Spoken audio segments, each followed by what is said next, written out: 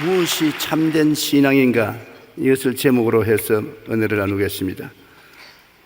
무엇이 거짓 없는 참된 신앙일까요? 오래 예수를 믿은 사람도 내가 잘 믿느냐 못 믿느냐 생각해 볼 때가 종종 있습니다. 내 자신만이 내가 신앙인인 것을 인정할 뿐 아니라 나를 바라보는 타인, 나와 함께 어깨를 스치고 지나가는 사람들이 나를 볼 때 신앙인으로 볼 수 있느냐는 것입니다. 아무리 좋은 율법과 의식을 가졌어도 훌륭한 신앙인이 아닌 사람 참 많습니다. 열심히 계명과 율법을 지키고 교회에 출석하고 11주도 내고 하면서도 실상 하나님 편에 볼 때는 신앙인이 아닌 낙제성으로 볼 때가 많습니다. 무엇이 거짓된 신앙일까요? 사랑이 없는 신앙은 외형적으로 아무리 훌륭하게 믿어도 거짓됐다는 것을 성경은 말하고 있습니다. 고린도전서 13장 1절로 3절에 내가 사람의 방언과 천사의 말을 할지라도 사랑이 없으면 소리나는 구리와 울리는 꽹과리가 되고 내가 예언하는 능력이 있어 모든 비밀과 모든 지식을 알고 또 산을 옮길 만한 모든 믿음이 있을지라도 사랑이 없으면 내가 아무것도 아니요 내가 내게 있는 모든 것으로 구제하고 또 내 몸을 불사르게 내어줄지라도 사랑이 없으면 내게 아무 유익이 없나니라. 이 말씀을 통해서 보면 탁월하게 말을 잘하고 외국어를 여러 나라 말을 유창히 하도 천사처럼 설득력이 있어 그 사람이 말을 하면 사람들이 다 수긍하는 것이 될지라도 그 생활 속에 사랑이 없으면 하나님 보시기에는 시끄러운 소리와 꽹과리 소리에 불과하다. 인정 안 한다는 것입니다. 각 나라 말을 유창하게 구사하고 천사처럼 설득력 있게 말해도 하나님 보시기에는 시끄러운 소리와 꽹과리밖에 안 된다니까 사랑이 얼마나 중요한 포스트를 가지고 있습니까? 그렇지 않으면 해박한 지식과 놀라운 신념의 소유자라도 사랑이 없으면 무가치하다. 공부를 많이 해서 세계적으로 유명한 대학에서 박사 학사 학위를 받고 실제로 지식이 탁월한 사람도 그 생활 속에 사랑이 없으면 그 지식이 아무 가치가 없다고 말하고 있는 것입니다. 또 구제와 헌신이 눈부셔도 사랑이 아닌 다른 동기로 하면 유익이 없다. 진짜 사랑의 동기로 사지 않고 자기의 유익을 얻기 위해서, 인기를 얻기 위해서, 지지를 받기 위해서 구제를 하고 헌신이 눈부시도록 나타내도 하나님은 그것은 소용없는 것이라고 말하고 있습니다. 요한일서 4장 8절에 사랑하지 아니하는 자는 하나님을 알지 못하는 이는 하나님은 사랑이심이라. 사랑을 하지 않고 무엇을 해도 실제 하나님은 인정하지 않고 또 하나님을 알지 못한다는 것입니다. 하나님은 사랑이기 때문에 사랑을 통하지 않고는 우리가 절대로 좋은 신앙을 가질 수가 없습니다. 사랑이 없는 종교는 무용지물입니다. 쓸데없습니다. 우리 한국에 5만 교회가 있다 하더라도 우리가 사랑을 실천 안 하면 하나님 보시기에는 아무 소용없는 모임이 되고 마는 것입니다. 기독교 신앙은 그것을 확실히 보여주는 근거가 십자가와 사랑인 것입니다. 우리 기독교 복음은 언제나 십자가에서 출발한 이유는 의식과 제도와 종교가 아닌 십자가에 몸짓고 피 흘려 우리를 위해서 희생하신 예수님의 사랑으로부터 신앙이 출발되는 것입니다. 우리 기독교에서는 하나님의 사랑을 첫째로 칩니다. 그런데 하나님의 사랑을 어디에서 볼 수 있습니까? 하나님이 세상을 이처럼 사랑하사 독생자를 주셨으니 당신의 외아들을 주시기까지 사랑하셨다. 그러면 우리 인간이 생각할 수 있는 가장 큰 사랑이 바로 외아들을 주시는 사랑 그거 아닙니까? 다른 무슨 사랑보다도 자기의 금지 오겹으로 데리고 있는 외아들을 준다니 그 사랑이 얼마나 엄청난 사랑인 것입니까? 요한일서 4장 9절로 10절에 하나님의 사랑이 우리에게 이렇게 나타난 바 되었으니 하나님이 자기의 독생자를 세상에 보내시면 그로 말미암아 우리를 살리려 하며 사랑은 여기 있으니 우리가 하나님을 사랑한 것이 아니요 하나님이 우리를 사랑하사 우리 죄를 수하기 위하여 화목 제물로 그 아들을 보내셨으니 우리를 살리려고 하나님이 우리를 사랑하셨는데 그 사랑이 어떠한 사랑이냐? 독생자를 우리에게 제물로 내놓기까지 사랑했다는 것입니다. 하나님이 우리에 대한 근본적인 태도는 우리를 심판하거나 죽이려고 하는 것이 아니라 사랑하려고 하는 것입니다. 하나님은 사랑이 계시기 때문에 사랑하려고 하는 것입니다. 그런데 그 사랑을 하려고 하는데 우리가 죄를 짓고 불의하고 추악하고 너무나 더러워서 하나님 앞에 나설 수가 없으니까 하나님은 독생자 예수를 죄 없이 세상에 태어나게 하시고 33년 거하시면서 십자가를 걸머지고 우리의 죄와 불의, 추악과 저주, 절망과 죽음을 대신 청산하게 하셨으니 하나님의 사랑을 우리가 알지 못하고는 기독교를 알았다고 볼 수 없는 것입니다. 그 다음에 그리스도의 사랑을 우리는 살펴봐야 됩니다. 하나님의 사랑을 실천하기 위해서 그리스도가 하나님을 어떻게 사랑하고 우리 인생을 얼마나 사랑하는지를 우리가 알아야 되는 것입니다. 하나님에 대한 예수님의 사랑은 절대 믿음과 순종입니다. 빌립보서 2장 8절에 사람의 모양으로 나타나사 자기를 낮추시고 죽기까지 복종하셨으니 그 십자가에 죽으심이라. 하나님이여, 할 수만 있으면 이 잔을 내게서 옮기시옵소서. 그러나 내 뜻대로 마옵시고 주님 뜻대로 하시옵소서 하는 예수님의 기도를 받은 하나님께서는 아버지의 뜻은 인류를 구원하기 위해서 대신 죄를 지고 죽는 것이라는 것을 밝히 보여주시고 예수님은 그 뜻을 받들어서 수치와 곤욕을 다 참고 십자가에 못 박히신 것입니다. 그러므로 하나님 아버지에 대한 예수님의 사랑은 절대 믿음과 순종입니다. 놀라운 일인 것입니다. 하나님이 명하시는 것 결코 부인하지 않았었습니다. 그리고 예수님은 십자가를 통하여 인간에 대한 사랑을 확실하게 보여주었었습니다. 로마서 5장 8절에 우리가 아직 죄인 되었을 때 그리스도께서 우리를 위하여 죽으심으로 하나님께서 우리에 대한 자기의 사랑을 확정하신다리라. 이와 같이 십자가는 하나님이 우리에 대한 사랑의 증거가 되고 예수님께서 하나님을 사랑하고 우리를 사랑한다는 보증이 된 것입니다. 그러므로 이와 같은 사랑을 받은 우리는 어떻게 신앙해야 되는 것입니까? 하나님의 사랑에 대한 우리들의 신앙은 옛사람을 벗어버린 데 있습니다. 옛사람 속에서는 하나님을 믿지 않고 반역하고 저주로운 생활을 한 것인데 누구든지 그리스도 안에 있으면 새로운 피조물이라 이전 것은 지나갔으니 보라 새 것이 되었다고 했으므로 옛사람을 벗어버린 데 있습니다. 죄와 허물과 마귀의 종된 옛사람, 불순종, 불신앙, 탐욕과 세상의 종이 된 이 사람을 십자가에 못 박는 것입니다. 갈라디아서 5장 24절에 그리스도 예수의 사람은 육체와 함께 그 정욕과 탐심을 십자가에 못 박았느니라. 믿음과 순종, 온유와 겸손과 의와 거룩한 옷을 입고 새 사람이 되어서 사는 것이 하나님이 주신 사랑에 대한 보답인 것입니다. 에베소 4장 22절로 24절에 너희는 유혹과 욕심을 따라 썩어져가는 구습을 따르는 옛사람을 벗어버리고 오직 너희 심령이 새롭게 되어 하나님을 따라 의와 진리의 거룩함으로 지으심을 받은 새 사람을 입어라. 어떻게 해서 그렇게 할 수 있습니까? 하나님은 독생자를 주시고 예수님은 우리 대신 십자가에 죽었다고 하는데 우리도 예수 그리스도와 함께 죽고 함께 장사 지내고 함께 부활하사 새 사람이 되었다는 체험을 해야 되겠는데 이것을 어떻게 할 수 있는 것입니까? 성경에는 우리가 항상 예수의 죽음을 몸에 짊어지면 예수의 생명도 우리 몸에 나타나겠다고 하는데 예수께서 십자가에 못 박혀 죽은 것이 나를 위해 죽었다는 것을 받아들여야 되겠는데 어떻게 받아들입니까? 예수 죽음 내 죽음, 예수 부활 내 부활, 예수 성천 내 성천, 예수 천국 내 천국이 되어야 되겠는데요. 이것은 우리가 주의 말씀을 들어서 예수님이 날 대신 제물이 되어서 십자가에서 죄와 불의, 추악과 저주, 절망과 죽음을 청산했다는 것을 알고 우리 상상 속에서 내가 그리스도와 하나 된 것을 꿈꾸어 보아야 되는 것입니다. 갈라디아서 2장 20절에 내가 그리스도와 함께 십자가에 못 박혔나니 예수 죽음 내 죽음 아닙니까? 그런즉 이제는 내가 산 것이 아니요 내 안에 그리스도께서 사신 것이라. 이제 내가 육체 가운데 사는 것은 나를 사랑하사 나를 위하여 자기의 몸을 버리신 하나님의 아들을 믿는 믿음 안에서 사는 것이라.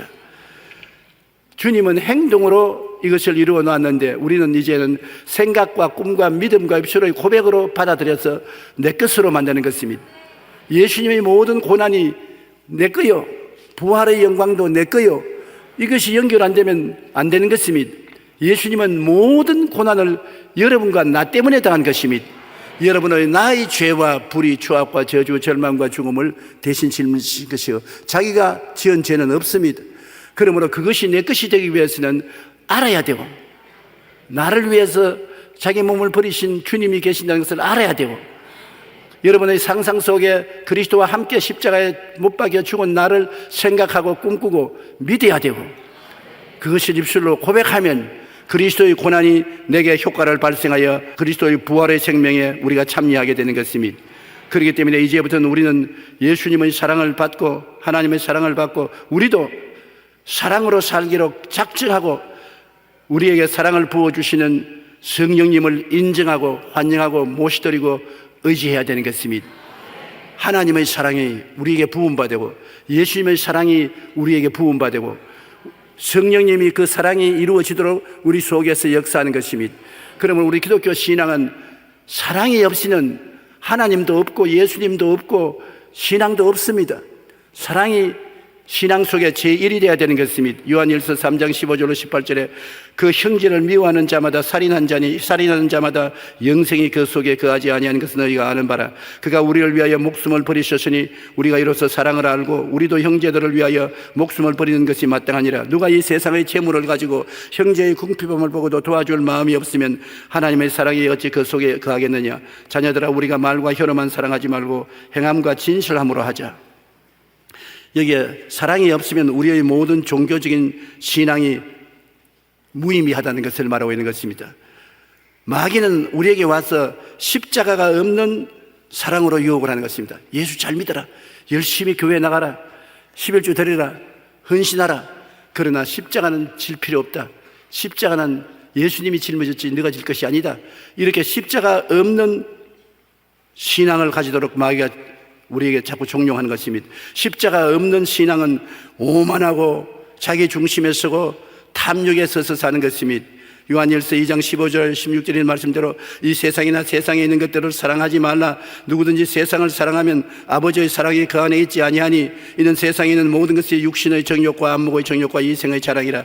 다 아버지로부터 나온 것이 아니요 세상으로부터 온 것이라.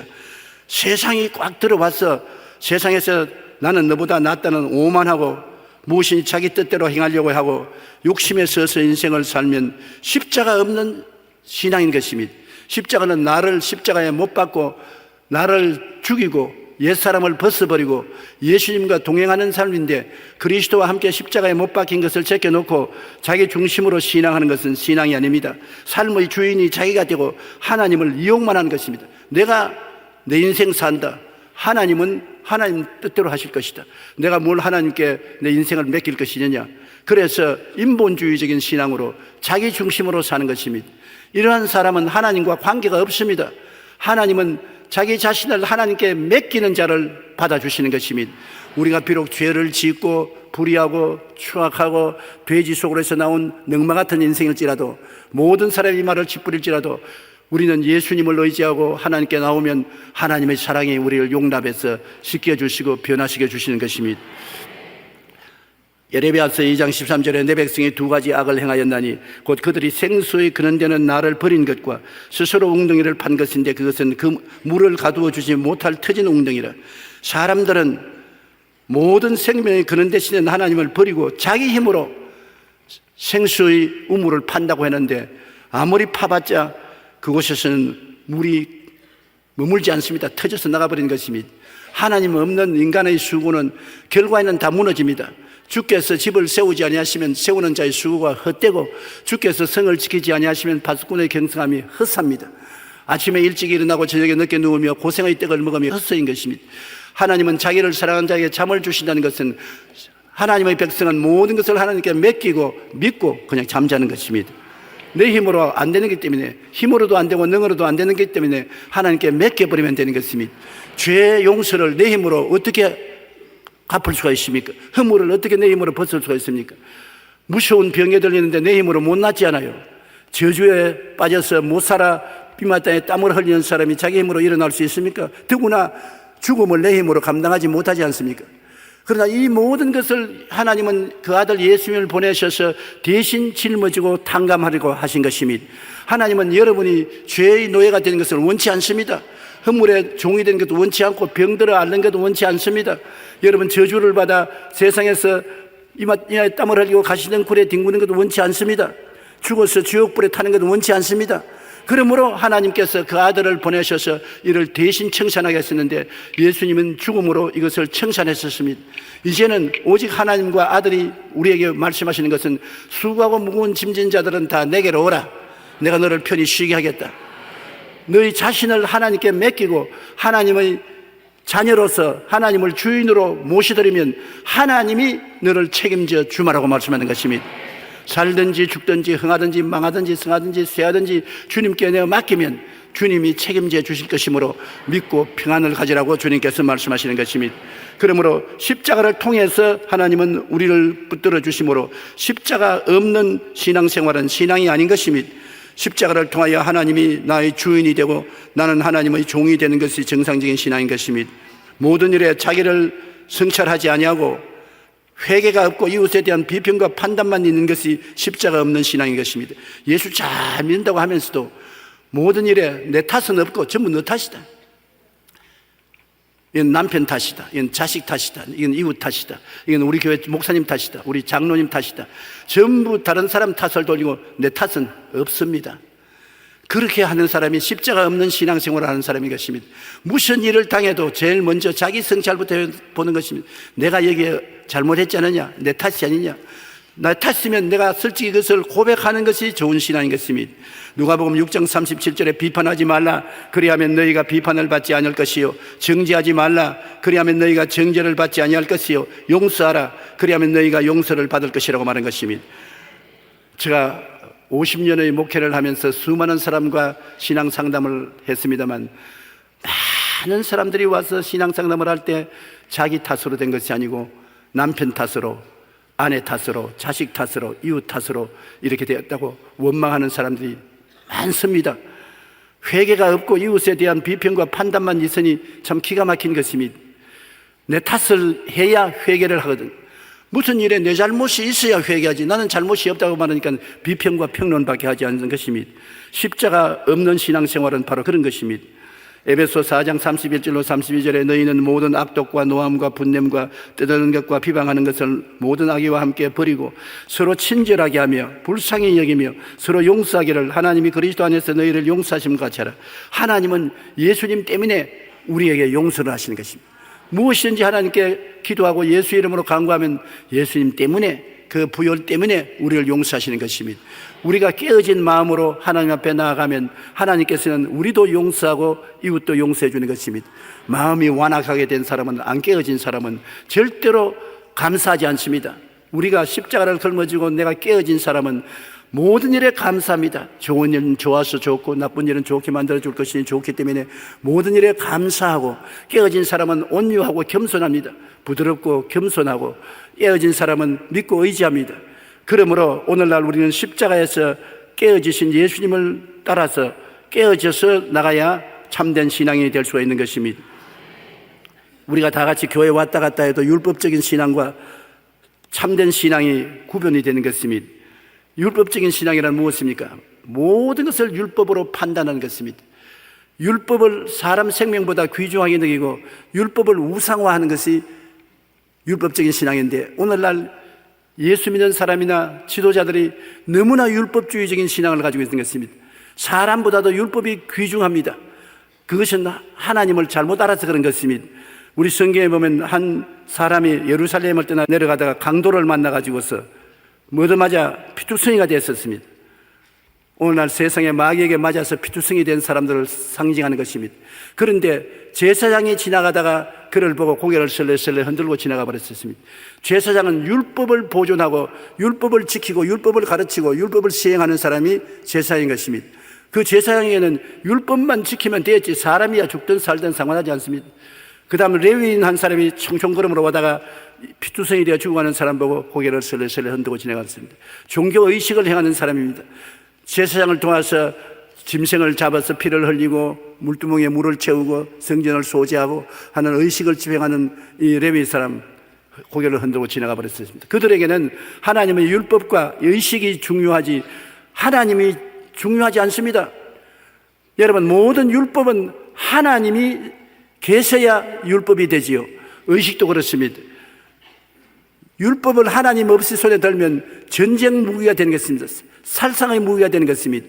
그런데 사마리아인 한 사람은 율법도 가지고 있지 않고 종교의식도 가지고 있지 않지만 그 말을 타고 오다가 보니 사람이 피투성이 되어 죽어가는지라 말에서 내려서 그를 끌어안고 자기 옷을 찢어서 붕대를 삼고 자기가 가지고 있는 기름을 붓고 포도주를 빚고 그를 잘 말에 씻고 주막으로 가서 주막집 주인에게 은전 2데나리를 주면서 내가 올 때까지 잘 보아주세요.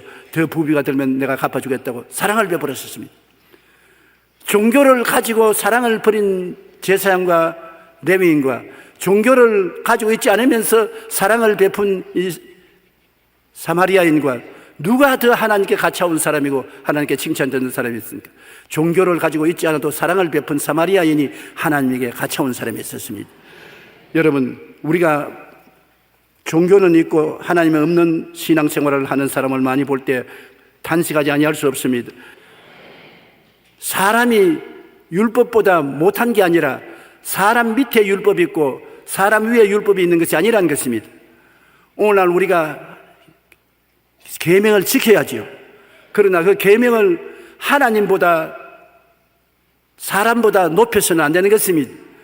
사랑을 실천하기 위한 도구가 율법이 되야 되는 것은, 율법을 칼이라면 군인들은 율법을 사용해서 사람을 죽입니다. 그러나 의사는 그 칼을 가지고 수술해서 사람을 살립니다.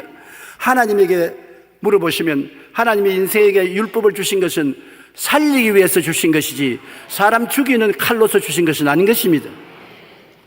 예수님이 한 번은 제 아들을 데리고 밀밭 사이로 지나갔었습니다. 그날이 안식일입니다. 성경 말씀에 안식일에 타작하지 말라고 했는데 안식일 밀밭 사이로 오는데 배가 고프니까 머리를 끄서 비벼서 해서 먹었습니다.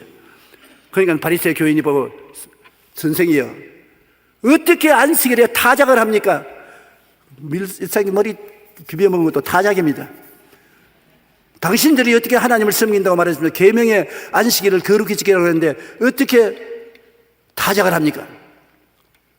그때 예수님이 뭐라고 말씀했습니까? 정말로 깜짝 놀랄 말씀했습니다. 이 사람들아, 안식일이 사람을 위해서 있지 사람이 안식일을 위해서 있는 것이 아니다.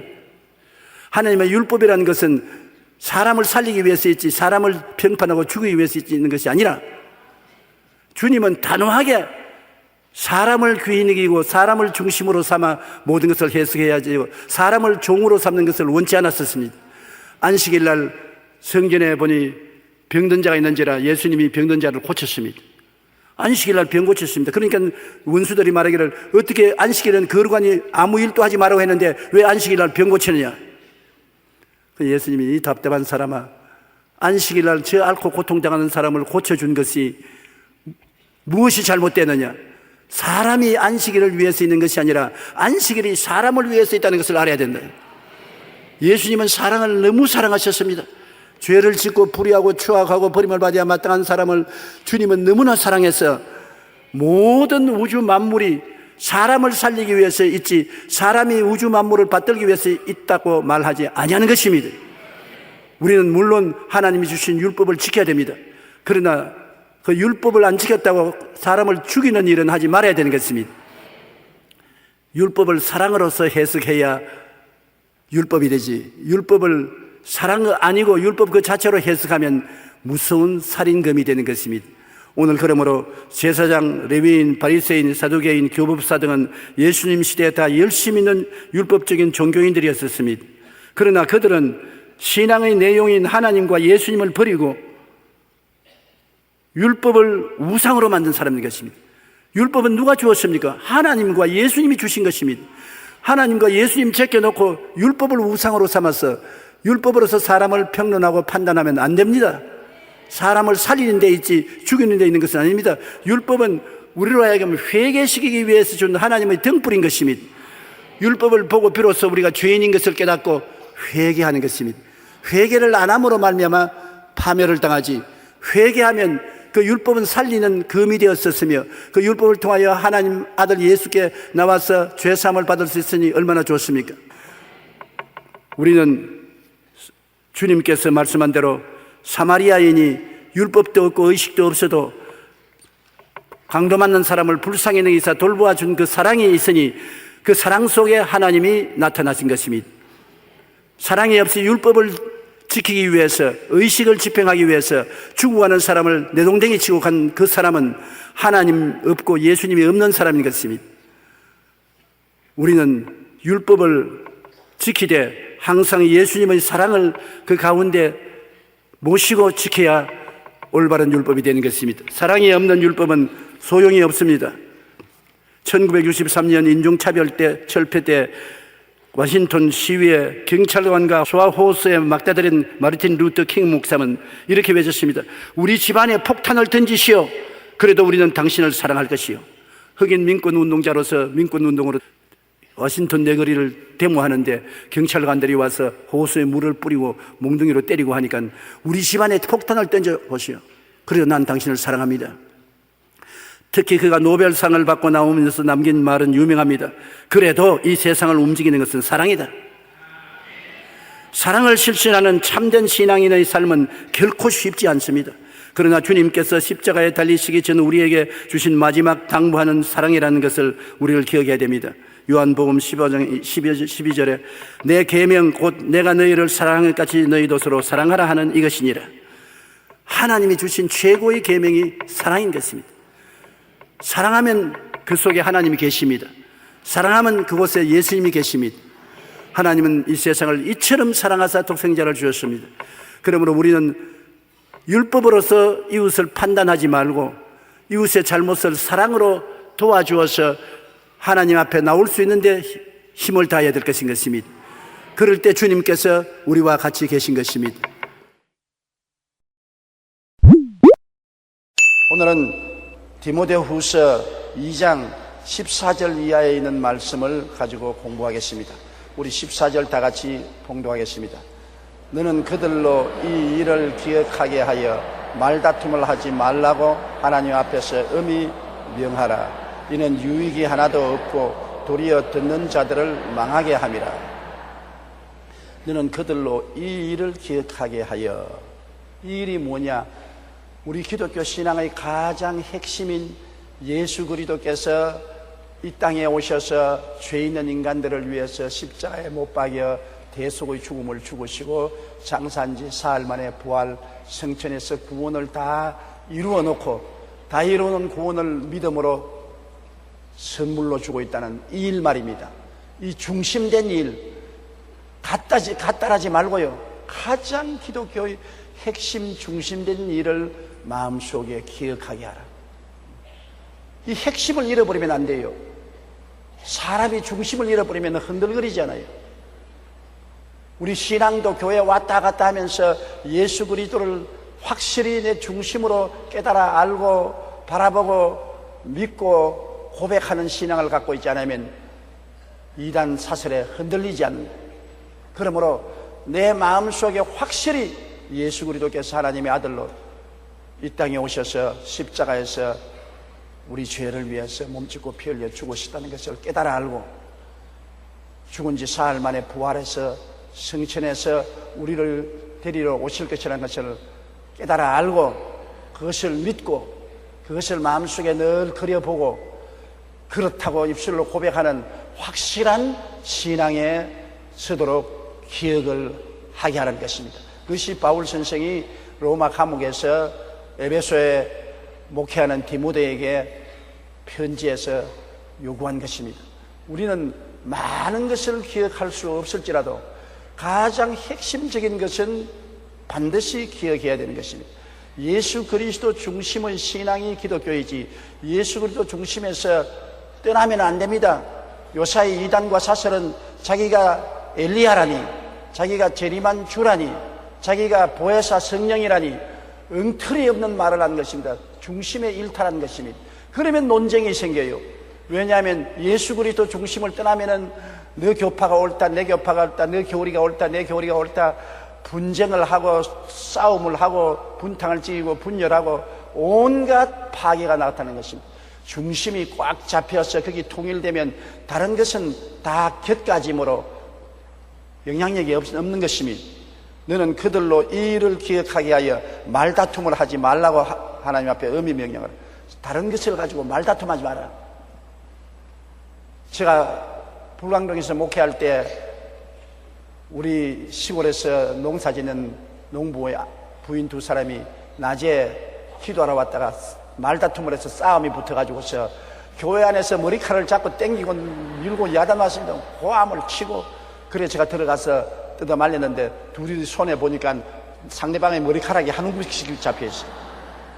왜 싸웠냐니까 한 자매님이 기도하다가 옆에 사람이 방언으로 말하니까 네 방언 틀렸다. 내 방언이 올바른 것이다.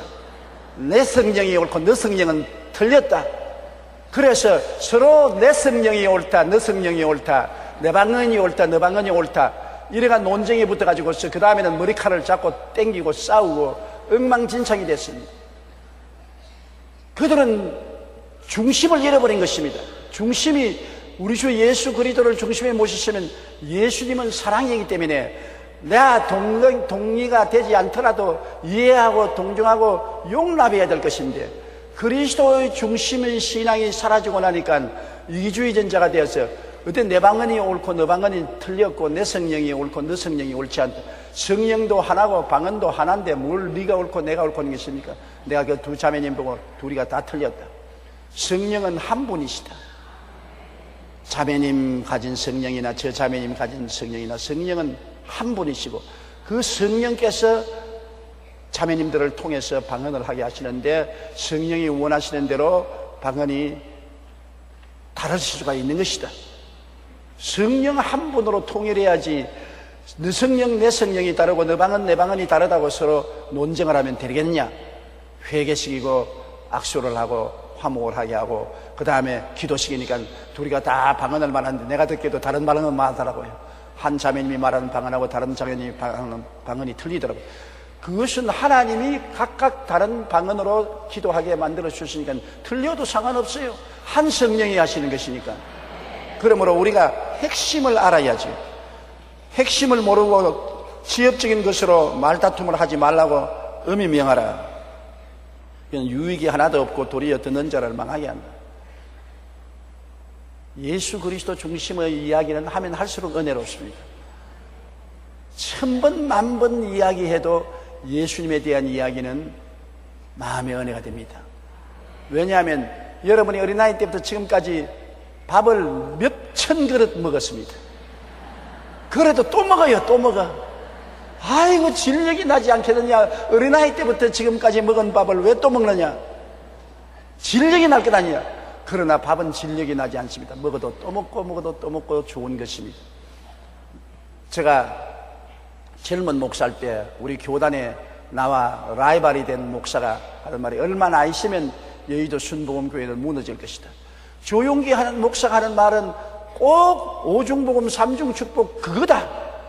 한 들어가지고서 진력이 나게 되었다. 이제 얼마 있지 않지 마라. 여의도 순복음교회 가는 사람은 없을 것이다.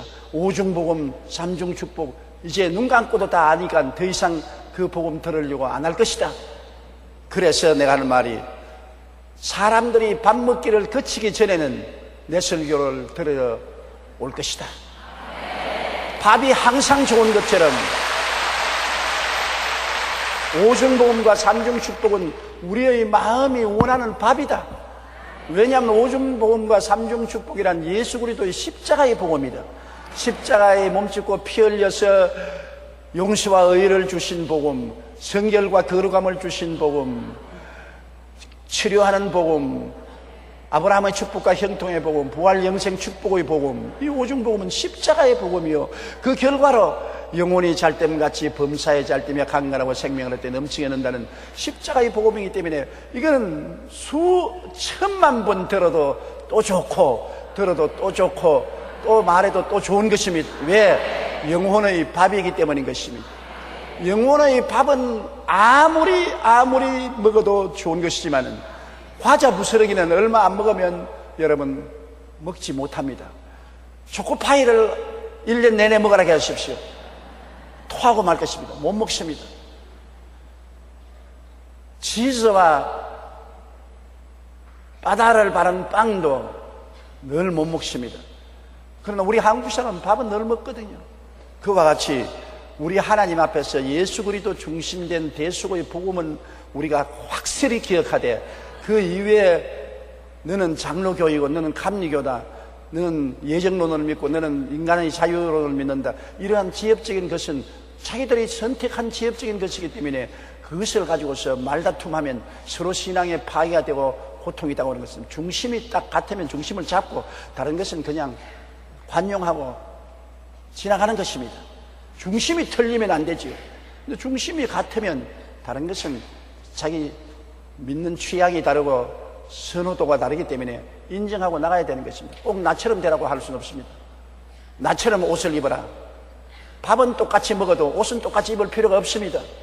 밥은 똑같이 먹어야지. 그러나 옷이 서로 다르게 입었다고 너는 나처럼 옷 안 입었으니 너는 나쁜 놈이다. 너는 나처럼 옷 안 입었으니 너는 이단이다.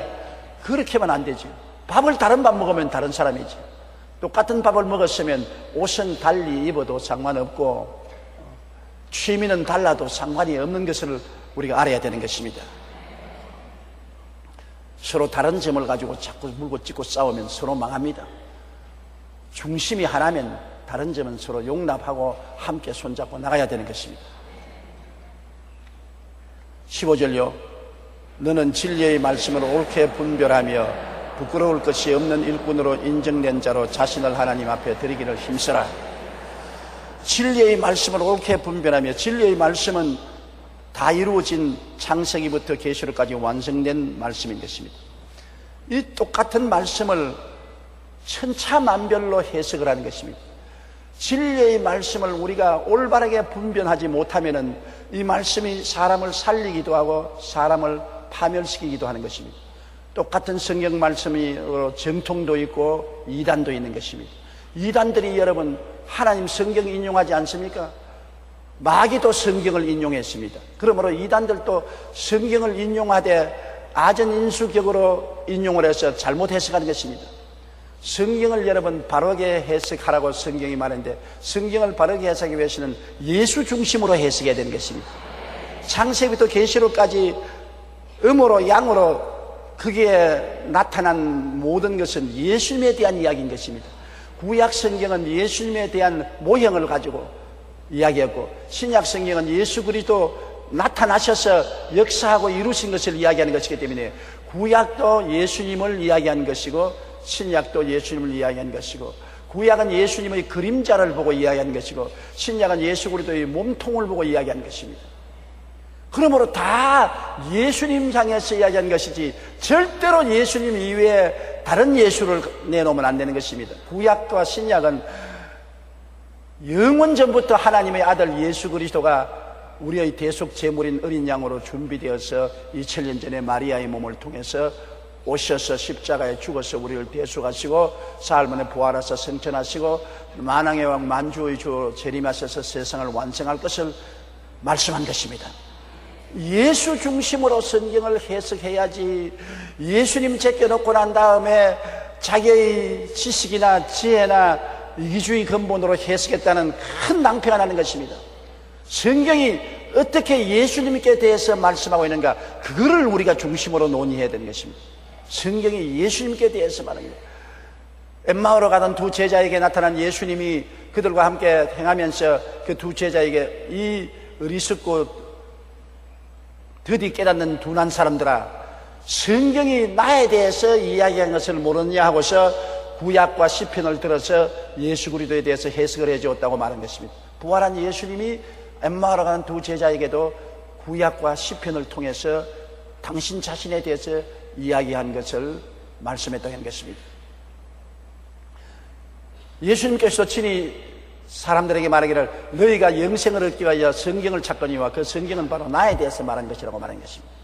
그러므로 예수 중심으로 성경을 읽어야 됩니다. 구약도 예수님 중심으로 읽고 신약은 말할 필요 없이 예수님 중심으로 읽어야 되는 것입니다. 그러고 난 다음에 우리 인간의 머리로 해석하면 안 됩니다. 성경을 적게 한 것도 성령의 감동으로 성경을 적었기 때문에 성경을 해석하는 이도 보혜사 성령이 해석하는 것입니다. 우리가 성경을 그냥 신문 읽듯이 읽어서 해석할 수는 없습니다. 성경은 예수 중심의 말인 것을 우리가 알고 예수님에 대한 메시지인 것을 알았으면 성령께 부탁해야 되는 것입니다. 성령님 인정하고 환영하고 모시드리고 의지합니다. 성령께서 내 마음에 빛을 비추시고 깨달음을 주셔서 진리의 말씀을 깨달아 알게 하여 주시옵소서. 성령이 우리를 깨우쳐 주어야 되는 것입니다. 캄캄한 밤이라도 빛이 비치면 앞이 환하지 않습니까? 우리 인간의 생각으로는 하나님의 진리가 캄캄하도 성령의 불빛이 비치면 환하게 보이게 되는 것입니다. 그러므로 예수 중심으로 생각하고 성령의 가르침을 의지하고 성경을 해석해야 되는 것입니다. 그렇기 때문에 성경 공부를 올바르게 해서 정통적인 신앙을 가져야지 이단과 사설에 빠지면 큰일 나는 것입니다. 왜 주의 종이 되면 신학교에 가서 4년 동안 공부를 합니까? 그것은 성경을 올바르게 알고 성경을 올바르게 해석함으로 사람들을 바른 길로 인도하기 위해서 긴 세월 동안 성경을 공부하는 것입니다. 우리들도 성경 공부를 열심히 하는 것입니다. 구역 공과는 성경 공부를 가르치기 위해서 만든 공과이기 때문에 구역 예배 나와서 공과를 잘 공부하고 깨달으면 성경을 바로 이해하는 데 굉장히 도움이 되는 것입니다. 우리는 성경학교, 성경대학, 구역장 대학도 있지 않습니까? 여기에서 성경을 열심히 공부해야 되는 것입니다. 그러므로 바울 선생은 디모데에게 진리의 말씀을 나쁘게 분별하면 안 되고 올바르게 분별하고 부끄러움이 없는 일꾼으로 성경만 알면 되는 겁니다. 부끄러움이 없는 일꾼으로 인정되라. 인격적인 문제도 있는 것입니다. 우리가 하나님 말씀만 잘 배워서 잘 안다고 주의 종이 되는 것은 아닙니다. 남에게 복음을 전달하기 위해서는 다른 사람들에게 여러분 내가 어떻게 비추나 부끄러움이 없는 사람이 되어야 되는 것입니다. 사람은 세 가지 자화상을 가지고 있어요. 내적 자화상, 자기가 자기를 어떻게 보는가, 내적 자화상. 또 외적 자화상, 바깥에서 내가 볼 때 내 바깥 모습이 어떠냐. 그다음 사회적인 자화상, 사람들과 함께 모여 살 때 사람들이 나를 어떻게 보고 있느냐. 많은 사람들은 내적 자화상이 삐뚤어져 있습니다. 내적 자화상이 못나고 낭패하고 가난하고 병들고 실망된 이절어진 자화상을 가진 사람이 너무나 많습니다. 내적으로 이절어지고 찌그러진 자기 모습을 가지고 있어요. 여러분 해외여행을 가거나 그렇지 않으면 놀이를 갔다가 사진을 찍으면 그 사진이 나오면 제일 먼저 누구를 찾아요? 그 사진 중에서 그 많은 사람이 있어도 자기를 찾습니다. 자기가 잘 나오면 그 사진 잘 찍었다 그러는데 자기가 못 나오면 사진쟁이 영엉터리다. 무슨 사진을 이렇게 만들었냐. 자기를 찾습니다. 그런데도 불구하고 자기 마음속에 감추인 자화상은 잘못 가지고 있는 것입니다. 오늘날 사람들이 자화상을 잘못 가지면 아무리 훌륭하게 살려고 해도 안 됩니다. 속이 삐뚤어졌으니까 자꾸 바깥에 생각도 삐뚤어지게 행동하는 것입니다. 마음의 자화상이 예수님을 믿고 보혈로 거듭나서 변화된 자화상을 확 바라봐야 되는 것입니다. 그것이 오중보험과 삼중축복의 자화상인 것입니다. 내가 예수 십자가를 통하여 나는 용서받은 의인이 되었다. 내가 주님의 은혜로 용서받고 의인이 되었으므로 나는 의롭게 살아야 된다. 내 자화상이 의로운데 의롭게 살아야 된다. 세상과 마귀에서 노연함 받고 거룩하고 성령 충만한 사람이 되었다. 나는 그런 사람이다. 그러므로 성령 충만한 삶을 살아야 된다. 내 자화상이 병드는 사람이 아니라 제가 채찍에 맞음으로 너희가 나음을 입었나니 나은 사람이다. 병들고 고통당하는 모습이 아니라 나은 모습이다. 내 자화상이 저주와 가난에서 해방되어 아브라함의 복과 형통을 받은 사람이다. 그러므로 형통함 받은 사람으로 나를 보아야 된다. 나는 부활 영생 천국인이 되었다. 예수 그리스도와 함께 보좌에 앉아있다. 천국인이 되었다는 자화상을. 그러면 내 속 사람을 들여다볼 때 나는 의인이구나. 나는 거룩한 사람이구나. 나는 건강한 사람이구나. 나는 복받은 사람이구나. 나는 영생을 얻은 사람이구나. 그러니 자동적으로 나는 어떠한 사람이냐. 영혼이 잘되고 범사가 잘되고 강건하며 생명을 얻되 넘치게 얻는 사람이 되었구나. 내적인 자화상이 확실해야 되는 것입니다. 내적인 자화상이 없는 사람은 자기가 정체불명의 사람이 됩니다. 정체성 상실로서 정체불명의 사람이요. 당신 누구요? 몰라요. 사람들은 자기 정체성이 불확실합니다. 많은 사람들이 수십 년 교회에 왔다 갔다 하면서 자기가 예수 그리스도 안에서 누구가 된지를 모르고 있어요. 불확실성을 가지고 있어요. 그래서 자기 속을 들여다볼 때 속이 비어있기 때문에 마귀가 와서 온갖 혼잡을 일으키는 것입니다. 속이 꽉 차야 돼요. 예수 그리스도를 바라보고 그 십자가 대수의 은총으로 내 속 자화상이 꽉 들어차게 되시기를 주님 이름으로 축원합니다. 그럼 속의 자화상이냐면 바깥의 자화상이 있습니다. 바깥에 사람들이 보는 인상이 있지 않습니까? 여러분 사람을 만날 때 속은 안 보이니까 제일 먼저 여러분이 받는 것이 뭡니까? 바깥의 인상입니다. 그 사람 미인이다. 그 그 사람 생긴 게 아주 좋지 않게 생겼다, 흉하게 생겼다, 도둑놈 같이 생겼다, 범죄인 같이 생겼다, 거짓말쟁이 같이 생겼다, 저 사람은 색광이 같이 생겼다. 겉을 보면은 겉이 풍기는 인상이 있습니다. 겉에 풍기는 인상은 얼마 있지 않으면 사라지지만은, 가짜로 인상을 만들 수 있지만은 대개 속의 인상이 바깥 인상으로 번져나오는 것입니다. 속에 가득한 것이 밖으로 나오지요. 그러나 바깥 자화상도 굉장히 중요한 것입니다. 사람들은 이 세상에 자기 혼자 살지 않기 때문에 바깥의 자화상을 잘 해야 돼요. 왜? 사람들과 서로 만날 때 바깥의 자화상이 여기 있으면 사람들이 보고 재수 없는 사람이다, 와 기분 좋다, 기분 좋은 사람이다. 똑같이 여러분 웃어도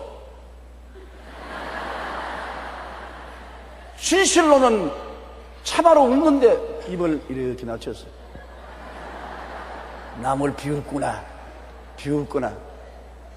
안 비웃는데요. 그래 웃더라도 너 해서 진짜 웃는구나. 자기의 자화상에 대한 관심을 기울여야 되는 것입니다. 사람들에게 자기를 어떠한 사람이라고 인상 지어주는 것은 말을 하기 전에 벌써 첫눈으로 보아서 아는 것입니다. 제가 신앙 상담을 많이 하기 때문에 사람이 딱 들어오면 하면 제가 툭 치다보고 아이고 험상궂게 생겼구나, 골치 아픈 신앙 상담을 하겠다 치다보고 아이고 명랑하고 쾌활하게 생겼구나, 신앙 상담이 즐거운 신앙 상담이 되겠구나. 어떤 사람은 아이고 걱정 근심이 많은 사람이구나, 내가 애를 먹겠구나. 어떤 사람은 할렐루야, 와 은혜 많이 받았구나. 첫 인상이 굉장히 중요합니다. 요사이 여러분 회사에 취직하려고 남녀 할 것 없이 인상 고치지 않아요. 인상 고치기 위해서 눈빛 쌍꺼풀도 만들고 얼굴도 고치는 것은 첫 인상이 그만큼 중요하기 때문인 것입니다. 첫 인상은 속일 수 있는 것이지만은 장구에게 속일 수는 없는 것입니다. 그러므로 바깥 인상이 굉장히 중요해요.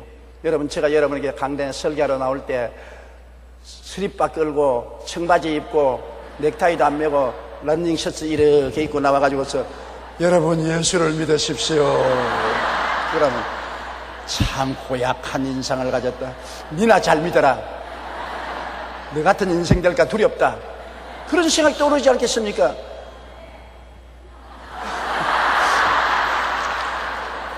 그러나 머리도 단정하게 빗고 그리고 세수도 하고 화장도 하고 넥타이도 바로 매고 가운도 입고 정장을 하고 나오면 단정하게 나왔구나, 하나님 앞에도 단정하고 우리를 존경하는구나. 우리를 뭘 알고 옷을 저렇게 입고 나오냐, 그게 아니고 우리를 사람답게 대접하고 존경하기 때문에 저렇게 단정하게 하고 나오구나. 여러분, 손님 집에 갈 때 그 손님 집에 제가 신방을 들어가는데 막 장난감이 어지러이 들어있고 옷이 이리저리 던져놓고 주부가 머리도 이렇게 해서 목사님 오세요. 사람을 무시해도 유품수가 있지 사람을 뭐로 생각하느냐, 내 속으로 그렇게 생각합니다. 나를 존경하면 저렇게 할 수 없지 않느냐. 그러나 집이 깨끗하게 청소되고 화분도 정강해지고 아유 먼지 찢고 곤지 찢고 머리도 잘 해서 나오면 무슨 인상이냐면 나를 존경하는구나, 사람을 정말 존경스럽게 대해주는구나. 그 인상이 굉장히 마음을 푸근하게 만드는 것입니다. 인상이란 굉장히 중요해요. 사람이 저 사람은 싸납다고 생각하면은 마음의 문을 닫아버리는 것입니다. 바깥 인상이 인자하고 온유하고 따뜻하고 사랑이 넘치면 마음 문을 열어 제끼는 것입니다. 그러므로 여러분, 우리 바깥 인상도 자화상을 굉장히 조심해서 만들어야 되는 것입니다. 남편 앞에서도 아내 앞에서도 인상을 바로 만들어야 되는 것입니다. 남편이 직장에 들어와서 집에 들어오면서 요 오늘 잘 있었어? 웃기는 웃는데 웃음이 쳐졌어요. 그 부인이 보고 잘 있었어요. 그러면 둘이가 서로 마음속에 너 나 사랑하지 않으면서 쇼하는구나. 그러나 남편이 직장에서 돌아올 때 부인이 뛰어나가면서 즐거운 얼굴을 가지고서 아이고 여보 오늘 수고했죠, 저녁 잘 준비해 놨습니다. 빨리 옷 갈아입고 목욕하고 우리 저녁 같이 합시다. 아유 수고했어. 덩어리 떨리면 인상으로 뭐 남편이 마음이 확 녹아지고 그날 상사에게 꾸지람 졌고 사장에게 욕 얻어먹은 것도 눈 녹듯이 녹아버리고 역시 우리 아내 제일이야. 역시 살아갈 맛이 있어. 그런 마음의 변화를 가져오지. 그러나 부인이 방학에 대전하는데도 심으로 아니 오늘 무슨 회사에서 무슨 일이 있었어요? 그런 건 물어보면 아니야. 쓸데없는 소리. 그러면서 와서 옷 벗어서 탁 던지고 그냥 탁 안 떼지만 텔레비 탁 틀어놓기나 짐은 탁 들고 부인 쳐다보지도 않으면 이게 내가 집에 식모야 가정부야 사람을 어떻게 생각하고 나는 자기 위해서 죽도록 일했는데 이렇게 대접하냐. 그 남편이 그렇지 않은데도 인상이 그렇게 만들어 놓은 것입니다. 인상이 굉장히 중요하지 않아요? 여러분 제가 인상이 좋지 않아요?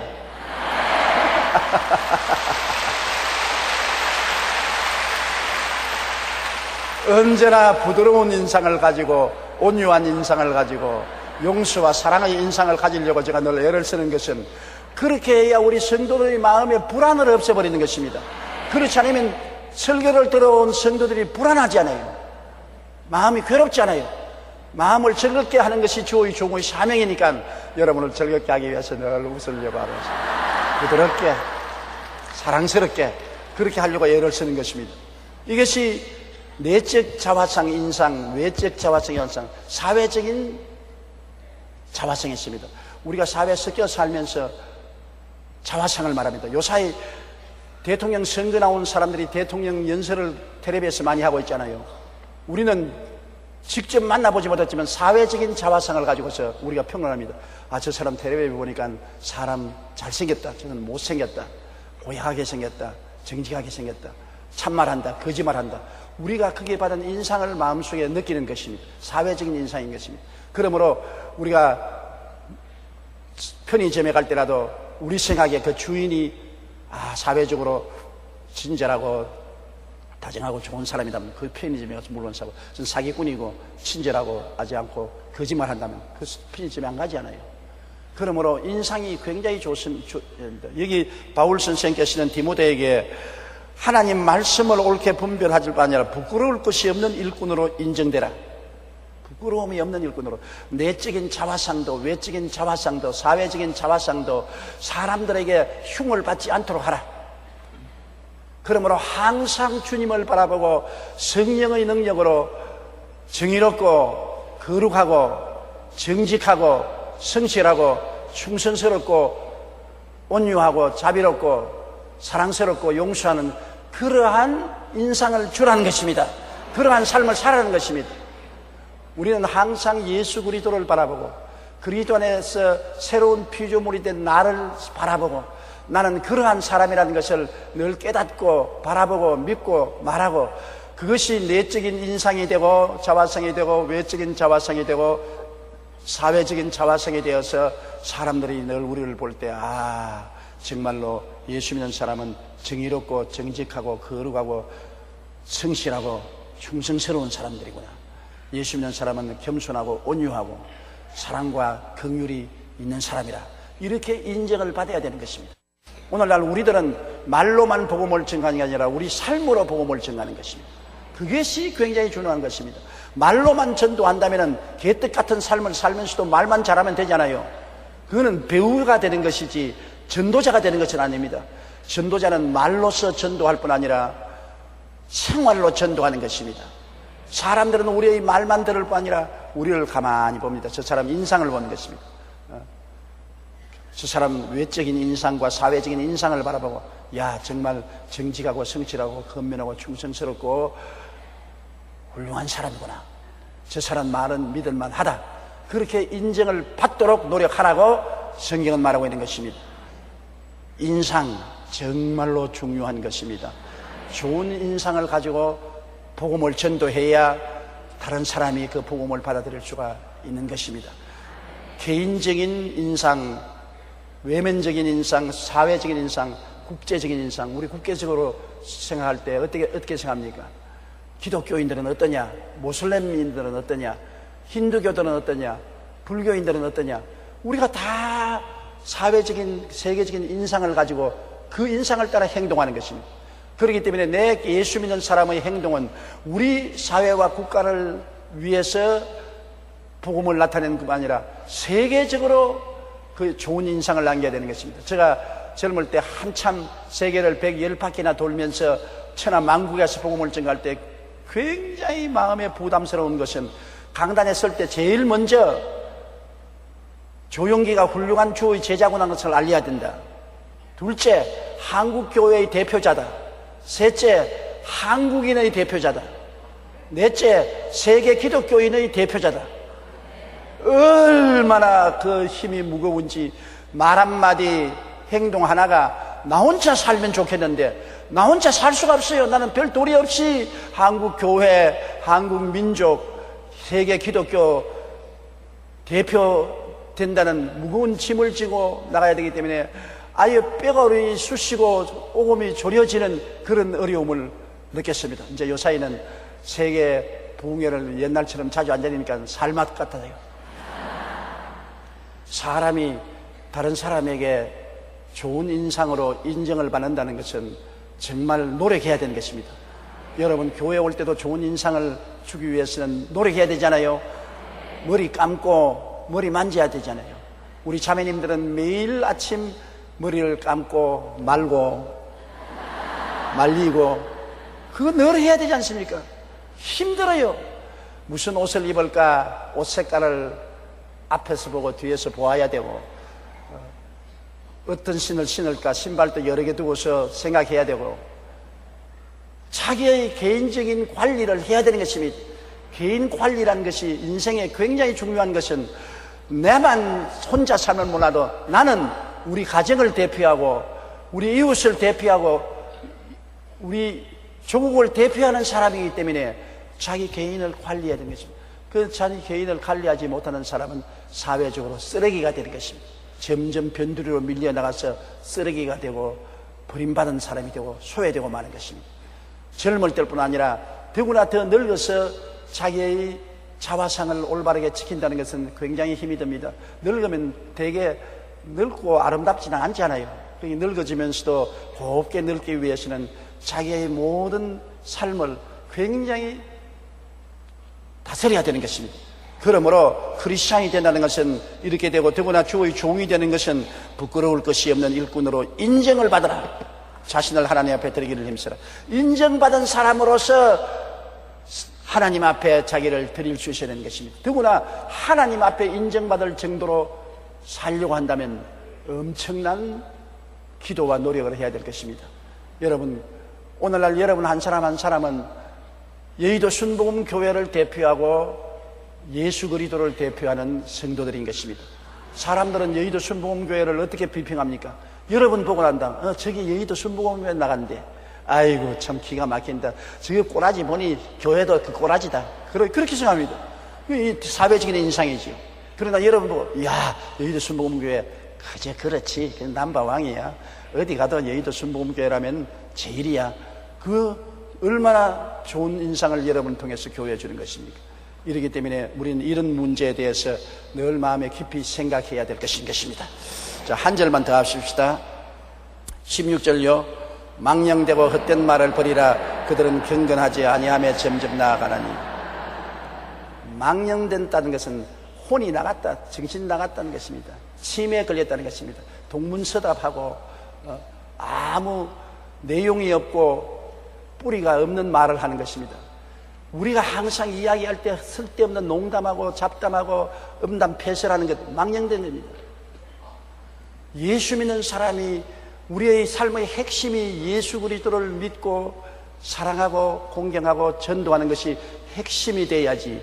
우리가 예수 믿는 사람이 예수님 잠시 떠나놓고 온갖 망령된 말로 농담 말하고 잡담 말하고 음담패설을 말하고 그렇게 하면 사람들이 볼 때 저 사람은 완전히 이중인격자구나, 속다르고 겉다르구나, 그렇게 생각하지 않습니까? 또 하나님도 그렇게 생각하십니다. 우리가 한결같아야죠. 그러기 위해서 망령된 거 헛된 말을 버려야 됩니다. 우리의 삶에 소금을 친 듯 해서 우리가 할 말은 하고 할 말이 없거들랑 입을 다물고 있는 것이 좋습니다. 자꾸 입으려면 구린내가 나와요. 다물고 있어요. 그러므로 망령되고 헛된 소리 하지 마라. 우리 주를 믿는 사람은 속 내용이 있는 알찬 말을 하라. 의와 평강과 희락과 믿음, 소망, 사랑, 그러한 것에 대해서 이야기를 하라. 이것도 힘든 일이지요. 그러나 그렇게 하는 것이 경건하게 되는 것입니다. 왜냐하면 망령되고 헛된 말을 하면 점점 경건하는 것은 하나님께로부터 멀어지는 것입니다. 말씀 있고 기도하고 찬송하고 하나님과 같이 하는 삶이 멀어지는 것입니다. 귀신들이 들어붙어요. 깨끗한 곳에 가서 앉아있으면 먼지가 안 묻지만은 연탄 공장 옆에 가면 연탄 가루가 언제나 덮어서는 것입니다. 6.25 사변 때 우리 집은 철두가에 있었는데, 철두가에 그 당시에는 석탄을 떼는 기차들이 끊임없어서 석탄 기차 연기가 오면은 빨래가 다 순식간에 숯구멍 덩어리가 되는 것입니다. 온 옷이 다 숯구멍 덩어리가 돼요. 내가 그거 숯구멍에 뒹굴지는 않았는데 공중에서 오염된 숯구멍이 날아와서 빨래를 망치고 옷을 망치는 것입니다. 오염된 것입니다. 우리가 음담 패설하고 망령된 말하고 헛된 소리 하는 사람들과 같이 섞여서 허위하고 웃고 농담하고 나오면 온갖 귀신이 다 붙습니다. 음란과 방탕과 술취함과 세속과 악한 귀신들이 다 붙어와서 집에 오면 그만 경건함이 없어요. 기도하기 싫어요. 농담하던 소리만 자꾸 생각이 나고 찬송도 싫어지고 성경, 아이고 왜 밤낮 성경 읽으라 하는지 모르겠다. 잠이나 자야지. 들어누워서 이 뒹굴뒹굴 살만 쪄서 띵띵하게 돼요. 귀신이 붙는 거거든요. 자기가 모르는 사이에 여러분 귀신이 자꾸 붙습니다. 이 세상에 모르는 사이에 자꾸만 먼지와 티끌이 있는 것처럼요. 문명국에 갈수록 원셔츠를 2분, 3분 안 갈아입고 그냥 입어도 에리가 깨끗해요. 그러나 후진국수록 먼지가 많고 환경이 오염되어 있기 때문에 하루에도 아침 저녁으로 와이셔츠를 갈아입어야 될 때가 있어요. 여러분, 우리가 우리 마음의 와이셔츠를 늘 갈아입지 않도록 하려면은 망령되고 헛된 소리 하는 곳에 가지 말아야 되는 것입니다. 그게 귀신들이 묻어와요. 내가 비유로 말하는 것이 아닙니다. 진짜 귀신이 묻어와요. 저는 목회하고 난 다음부터 곧장 하나님이 희한한 은사를 주셨어요. 다른 사람에게 붙어오는 귀신은 안 보이는데 내게 붙어오는 귀신은 보이거든요. 근데 내가 가만히 경험해보면 내가 우리 친구들하고 모여서 망연된 소리하고 농담하고 세상 이야기하고 난 다음에 오면은 기도하려고 보면은 귀신이 진딧물같이 붙어 있어요. 내 영 속에 귀신들이 진딧물같이 붙어서 내 영의 진액을 빨아먹고 있어요. 그게 희한하게 젊을 때부터 그게 보여요. 그러면 혼비백산하고 죄를 회개하고 통회하고 예수님으로 물리치면 이 귀신이 적은 귀신부터 떨어져 나가요. 그 다음부터 귀신 떨어나고 나중에 제일 강한 놈은 아주 억지를 부리다가 탁 떨어져 나가면 그 다음 마음이 상쾌해지고 기뻐지고 즐거워지고 샤워하는 것 같습니다. 땀이 나서 때가 낀 몸을 샤워해서 샥 씻고 비누로 씻고 쫙 목욕하고 나오면 날아갈 것 같거든. 기도가 바로 샤워인 것입니다. 회개하고 자복하고 통회하고 그리스도의 보혈로 씻어달라고 간구하고 성령으로 새롭게 되어 나오면 마귀가 다 떨어져 나오면 얼마나 기분이 좋은지 말도 다 없어요. 저는 이런 체험도 많이 합니다. 자다가 깼는데 굉장히 마음이 무겁고 고통스럽고 짜증이 나고 행복하지 않아요. 이상하다. 자다가 났는데 왜 이럴까? 옛날엔 그걸 몰랐어요. 그런데 하나님이 왜 자기 전에는 그렇지 않았는데 자다가 밤중에 깼는데 마음이 무겁고 고통스럽고 짜증이 납니까? 근데 하나님이 눈을 열어 들어보니까 자는 동안에 귀신이 내 가슴 속에 올라탔어요. 자는 동안에 내 마음 속에 귀신이 와서 억누르고 있어요. 그래서 일어나서 통회하고 자복하고 예수 이름으로 물러가라. 자다가 그냥 예수 이름으로 물러가라. 이 귀신아 물러가라고 고함을 치면 귀신이 떨어져 나가요. 그러면 마음이 아주 청명하고 평안하게 되고 깊은 잠을 잘 잘 수가 있는 그런 경험을 종종 하는 것입니다.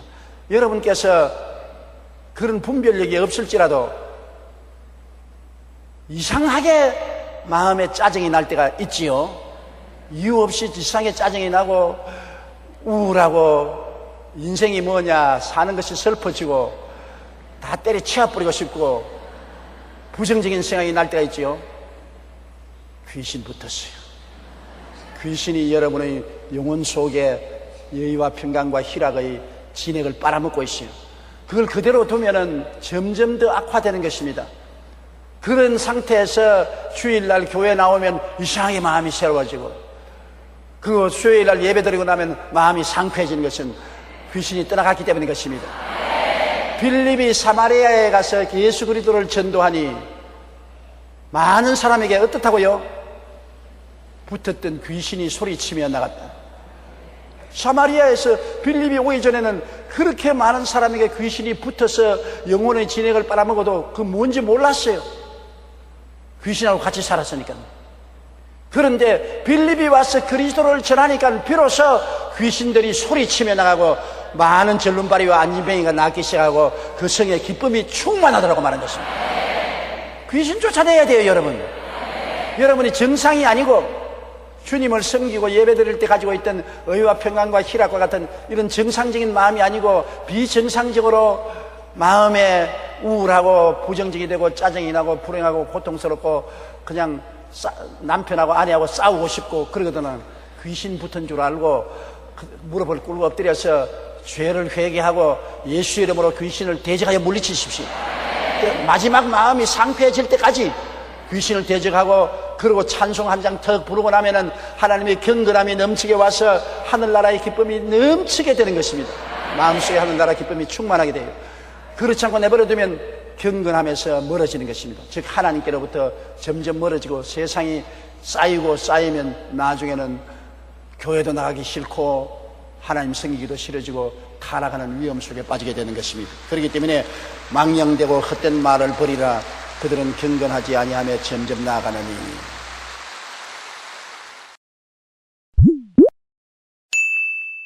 오늘은 우리 다 같이 로마서 13장 9절 이하에 있는 말씀을 우리가 공부하겠습니다. 다 같이 읽겠습니다.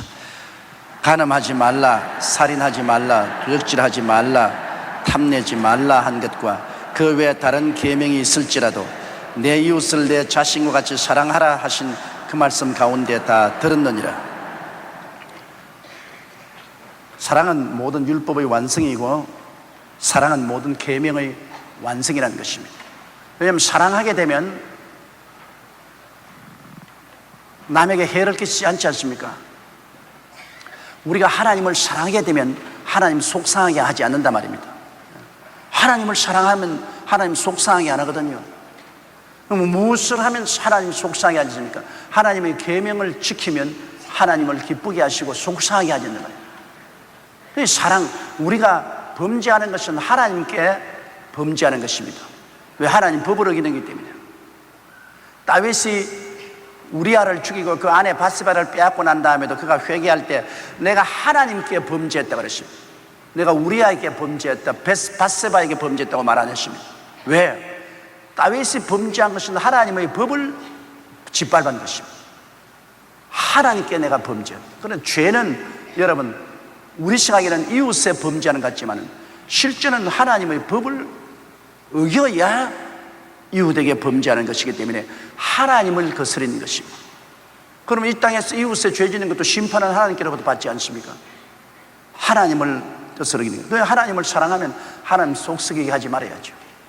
하나님이 제일 미워하는 죄가 다른 신을 섬기고 우상의 죄라고, 그리고 하나님의 이름을 망령되이 부르고 안식일을 범하는, 즉 성일을 범하는 죄. 그 하나님과 인간관계의 죄 중에도 가장 하나님이 몸서리치게 미워하는 죄가 다른 신을 섬기며 우상의 죄라는 죄입니다. 이것은 영적인 간음입니다. 어느 남편이 자기 아내가 간음하는 거 보고 좋다고 박수 칠 사람은 그건 정신병원에 가야 될 사람입니다. 우상에 절하는 것이나 다른 신에 절하는 것은 이거는 간음죄입니다. 영적으로. 하나님은 질투하는 하나님입니다. 하나님께서 예수님이 보혈을 주고 값주고 쓰고 성령을 우리에게 주셨는데 성령이 시기하기까지 우리를 사랑하시는데 우리가 만일 다른 신에 절하거나 우상에 경배하면 하나님이 가만 두겠습니까?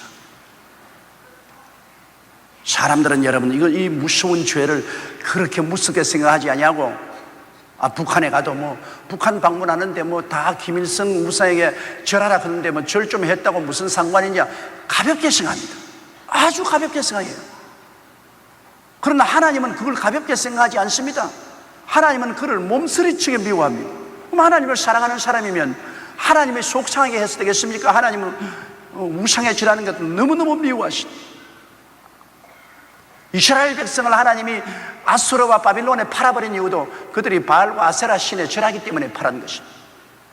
하나님 속상하게 하는 거예요. 우리가 다른 것은 다 타협할 수 있어도 절대로 타협할 수 없는 것이 있습니다. 절대로 타협할 수 없는 것. 그것은 신앙은 타협할 수 없습니다, 여러분. 우리가 하나님 아버지와 예수님을 믿는 그 신앙에 거슬리는 것.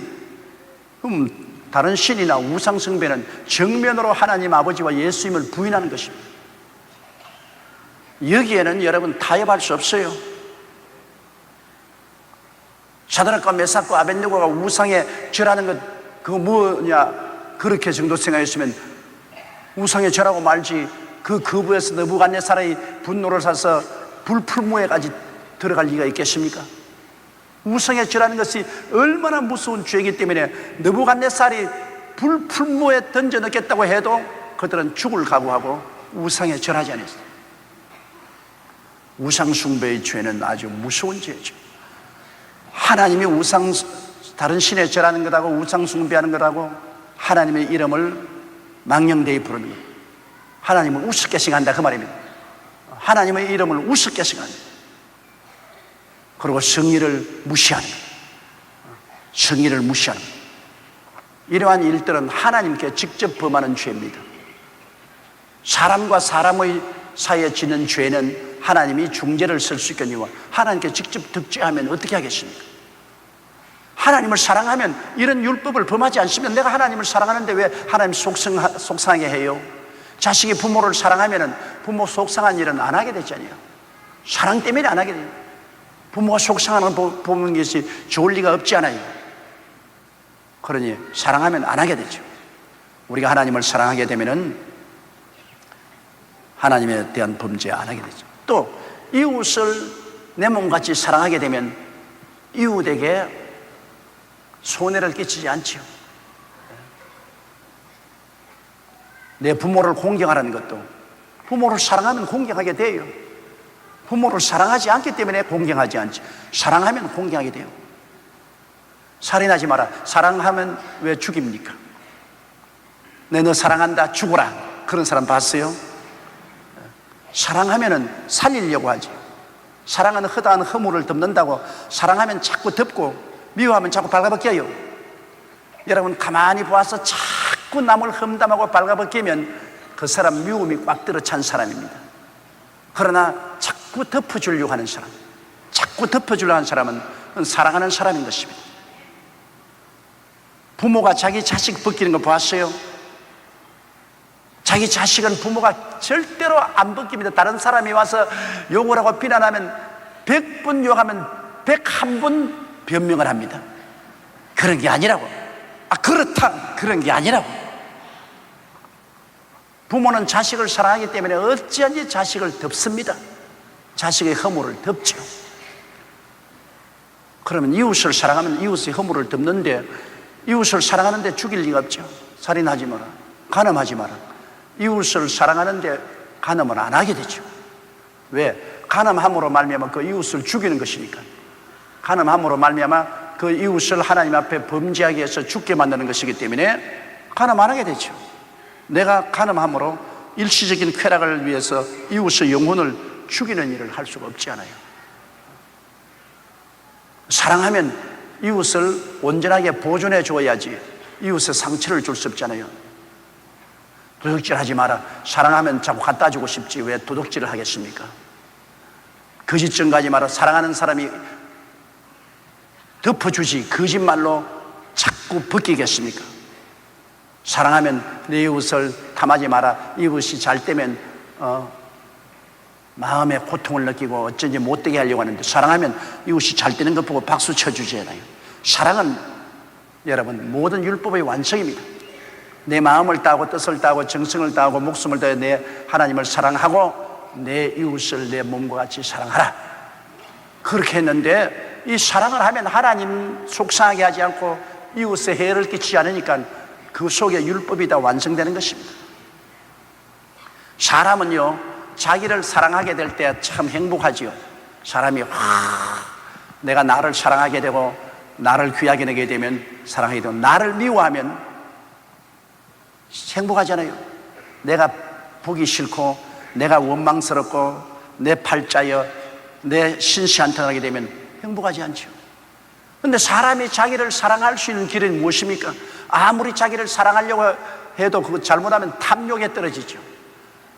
이웃을 내 몸같이 사랑하라. 내가 이웃을 사랑하면 그 사랑이 내게로 돌아오게 되는 것입니다. 이웃을 사랑하면 그 사랑이 내게로 돌아와요. 여러분, 테레사 수녀 같은 사람 죽었을 때 수녀복 하나에다가 신발 하나밖에 없었어요. 적비난 가난한 가운데서 그 인도의 칼가타에 그 냄새나고 죽어가는 사람들을 불러다가 목욕시켜주고 머리 빗어주고 자기 무릎에 누워서 임종을 시켜요. 그거 우리는 사명을 안 받아 그런지 죽었다 깨어나도 그거 못해요. 복음을 전가라면 하지만 그걸 어떻게 합니까? 그러나 테레사 수녀는 행복하게 그 일을 했습니다.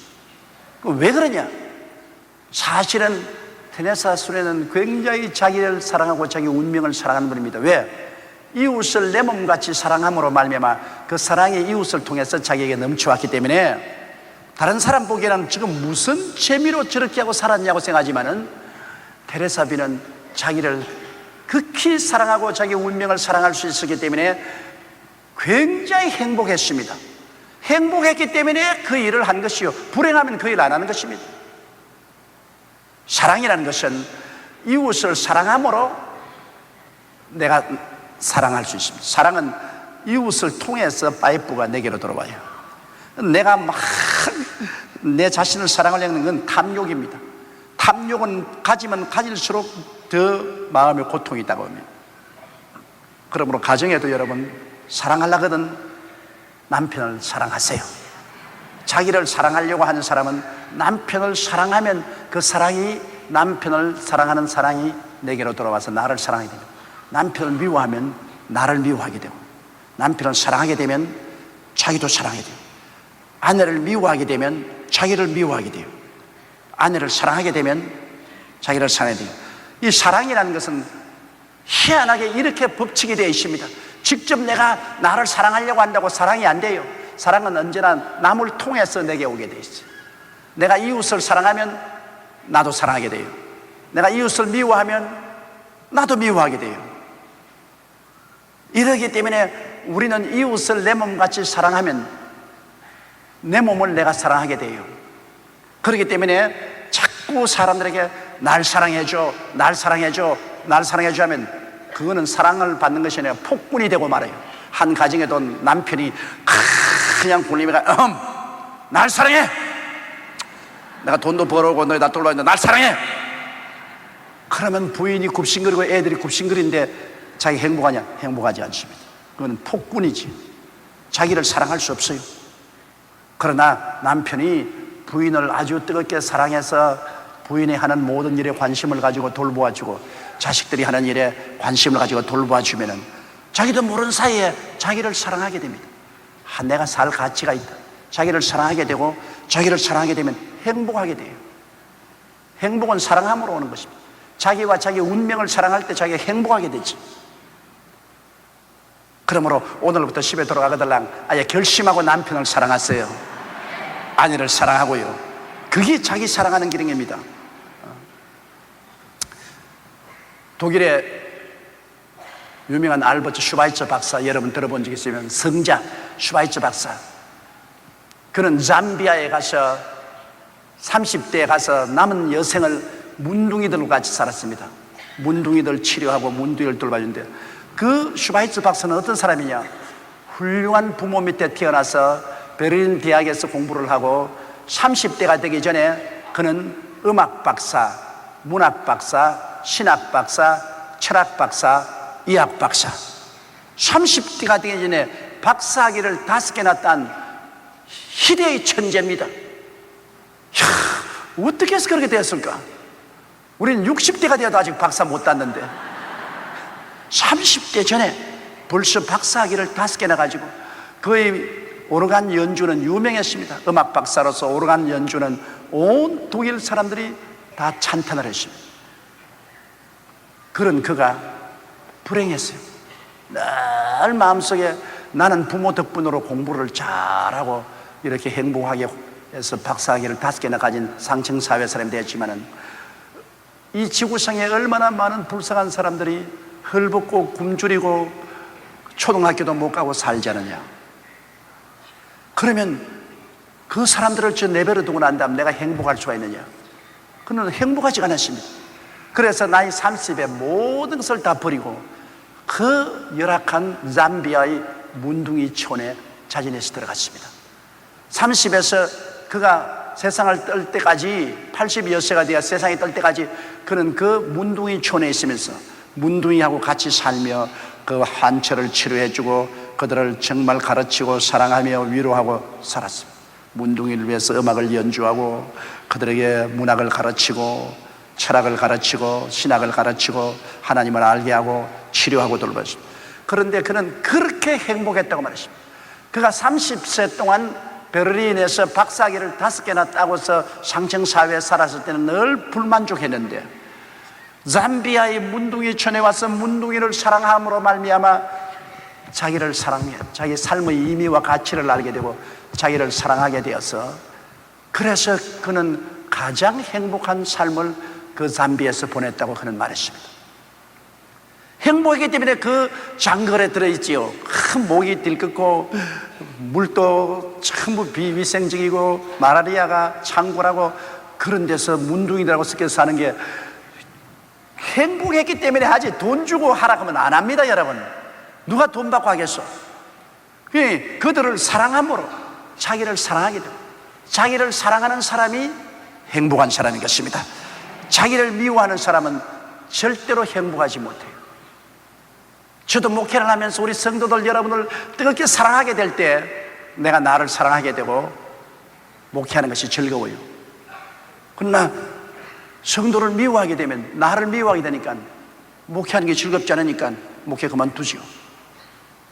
그러므로 사랑이라는 것은 언제나 직접 오지 않고 둘러서 옵니다. 남을 사랑함으로 내게 사랑합니다. 그럼 사랑이 모든 율법의 완성입니다. 하나님을 사랑하면 하나님 속사는 일 안 할 것이고, 이웃을 사랑하면 이웃에게 손해 끼치는 일을 안 할 것입니다. 그러니 율법이 복잡하지만 우리는 십계명을 가지고 있지만은 유대인들은 그 탈무드경에서 십계명을 더 해석해서 무려 6,000개의 율법을 가지고 있습니다. 십계명도 지키기 어려운 데서 6,000개의 율법을 어떻게 지킵니까? 아득하죠. 그러나 사랑만 하면은 모든 율법이 완성되어 버리고 마는 것입니다. 율법은 사랑 안에 다 포함되어 있는 것입니다. 그렇기 때문에 사랑이 얼마나 중요한 것을 알 수 있죠. 하나님이 세상을 이처럼 사랑하사, 하나님이 여러분을 이처럼 사랑하사 독생자를 주셨다. 그 사랑을 받고 우리는 감격해서 하나님을 사랑하고 이웃을 몸같이 사랑하면 율법이 우리 생활 속에 완성이 되는 것입니다. 얼마나 많이 사랑했는가, 그것이 가장 중요하죠. 오늘날 사랑이 없는 냉정한 교인들 많지 않아요? 형식적으로 왔다 갔다 하는 형식과 의식만 있지 사랑이 없는 사람들 많잖아요. 그런 사람들은 율법을 다 어깁니다. 깡그리다 이게요. 왜? 자기 욕심만 생기면 남을 얼마든지 도둑질하고 죽이고 멸망시키는 일을 하는 것입니다. 사랑하지 않기 때문에. 종교는 가지고 있어도 하나님의 법을 다 어기는 사람이 있습니다. 결국에는 주여 주여 하지만은 사랑이 없기 때문에 지옥 가죠. 그러나 우리가 열심히 기도해서 하나님의 성령을 받으면 성령은 하나님의 사랑을 우리 마음속에 동의로 부어주시는 것입니다. 성령으로 말미암아 하나님의 사랑이 우리 마음에 부음받아요. 요사이 가물은 논에 그냥 호수를 갖다 대놓고 물을 퍼부는 것처럼 우리의 가슴에 사랑의 불길을 부어주는 이는 성령이신 것입니다. 성령 없이 인간의 힘으로 사랑하지 못해요. 타락한 인간의 사랑이란 것은 탐욕적인 사랑이지 진실한 아가페적 사랑은 없는 것입니다. 아가페의 사랑은 예수 믿고 성령 받아야 돼요. 그러므로 예수 믿고 성령 받는 것이 얼마나 중요합니까? 여러분 다 성령이 충만하면 사랑이 충만하게 돼요. 성령 충만하지 않고 인간 억지로 사랑하려고 아무리 해도 사랑이 되지 않아요. 이렇기 때문에 우리는 예수님 믿고 하나님께 성령 충만하기를 간절히 구하고 성령이 우리를 강권하게 만들어야 됩니다. 성령이 우리를 강권해서 사랑하도록 그렇게 만들어 주셔야만 되는 것입니다. 10절요. 사랑은 이웃에게 악을 행치 아니하나니 그러므로 사랑은 율법의 완성이니라. 이게 바로 지금까지 여러분 제가 말씀한 겁니다. 사랑은 이웃에게 악을 행하지 않습니다. 그렇기 때문에 율법의 완성이 되는 것입니다. 하나님에게도 속상하게 하지 않고 이웃에게도 악을 행하지 않는 사랑은 그런 위대한 힘이 있습니다. 자, 11절요. 또한 너희가 이 시기를 알거니와 자다가 깰 때가 벌써 되었으니 이는 이제 우리의 구원이 처음 될 때보다 가까웠습니다. 세월은 흘러가요.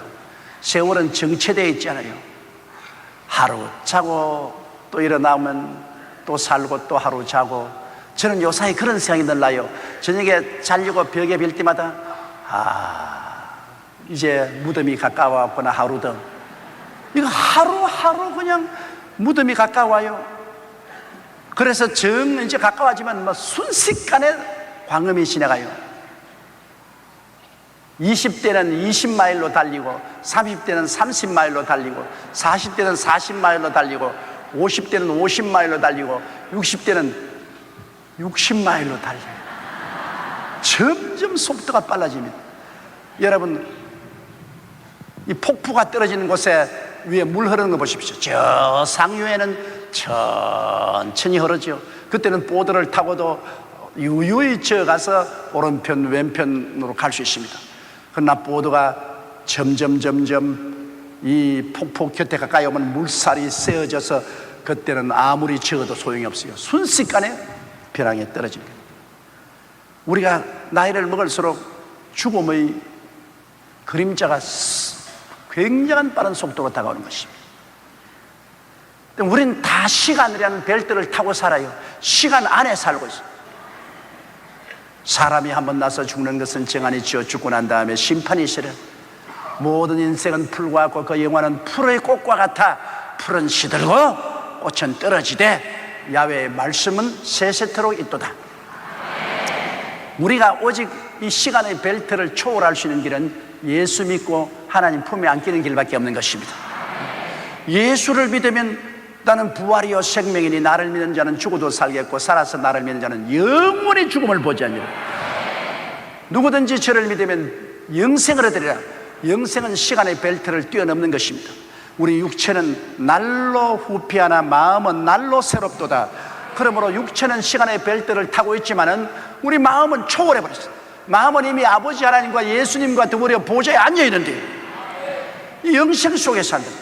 그 우리 예수 믿는 사람은 두 세계를 살아요. 물질적인 세계와 영적인 세계를 동시에 가지고 삽니다. 물질적인 세계는 흘러가는 시간 따라 지나가지만 우리의 속 사람은 이미 시간을 초월해서 우리는 그리스도 안에서 보좌에 앉아 있어요. 이미 영원한 생명을 가지고 있어요.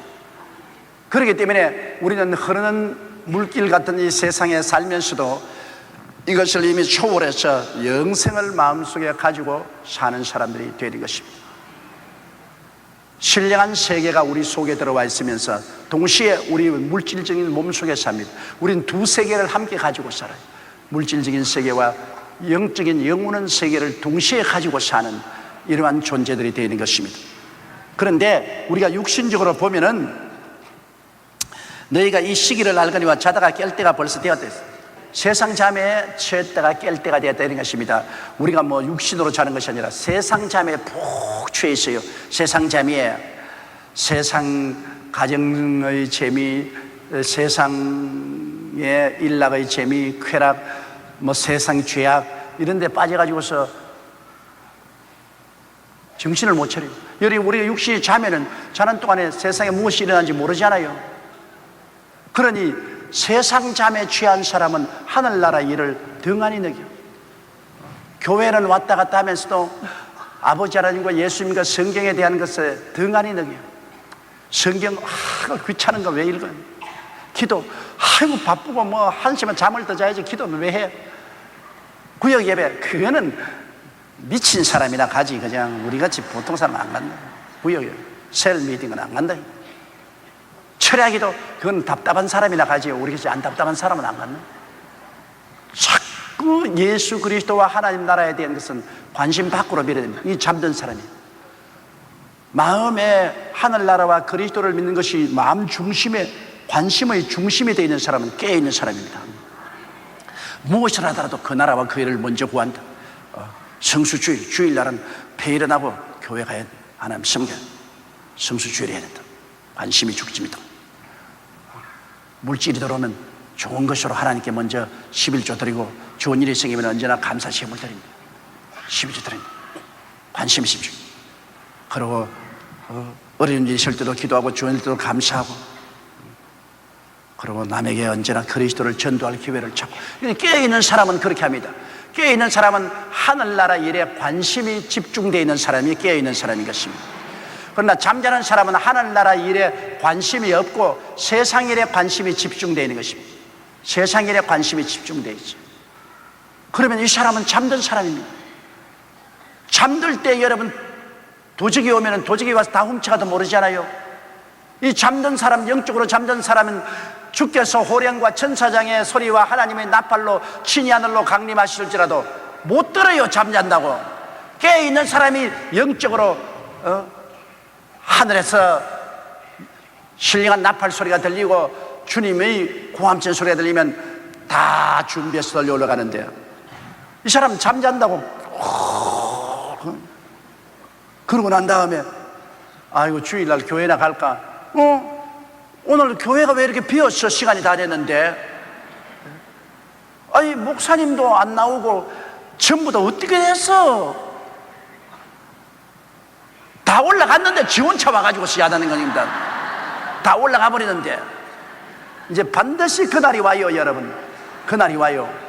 많은 교회가 다 올라가고 난 다음에도 목사님하고 같이 예배를 드리면 그 교회는 못 올라간 교회고 또 올라간 교회도 그동안에 잠들어 있는 사람들 와가 보니까 교회가 텅텅 비었다.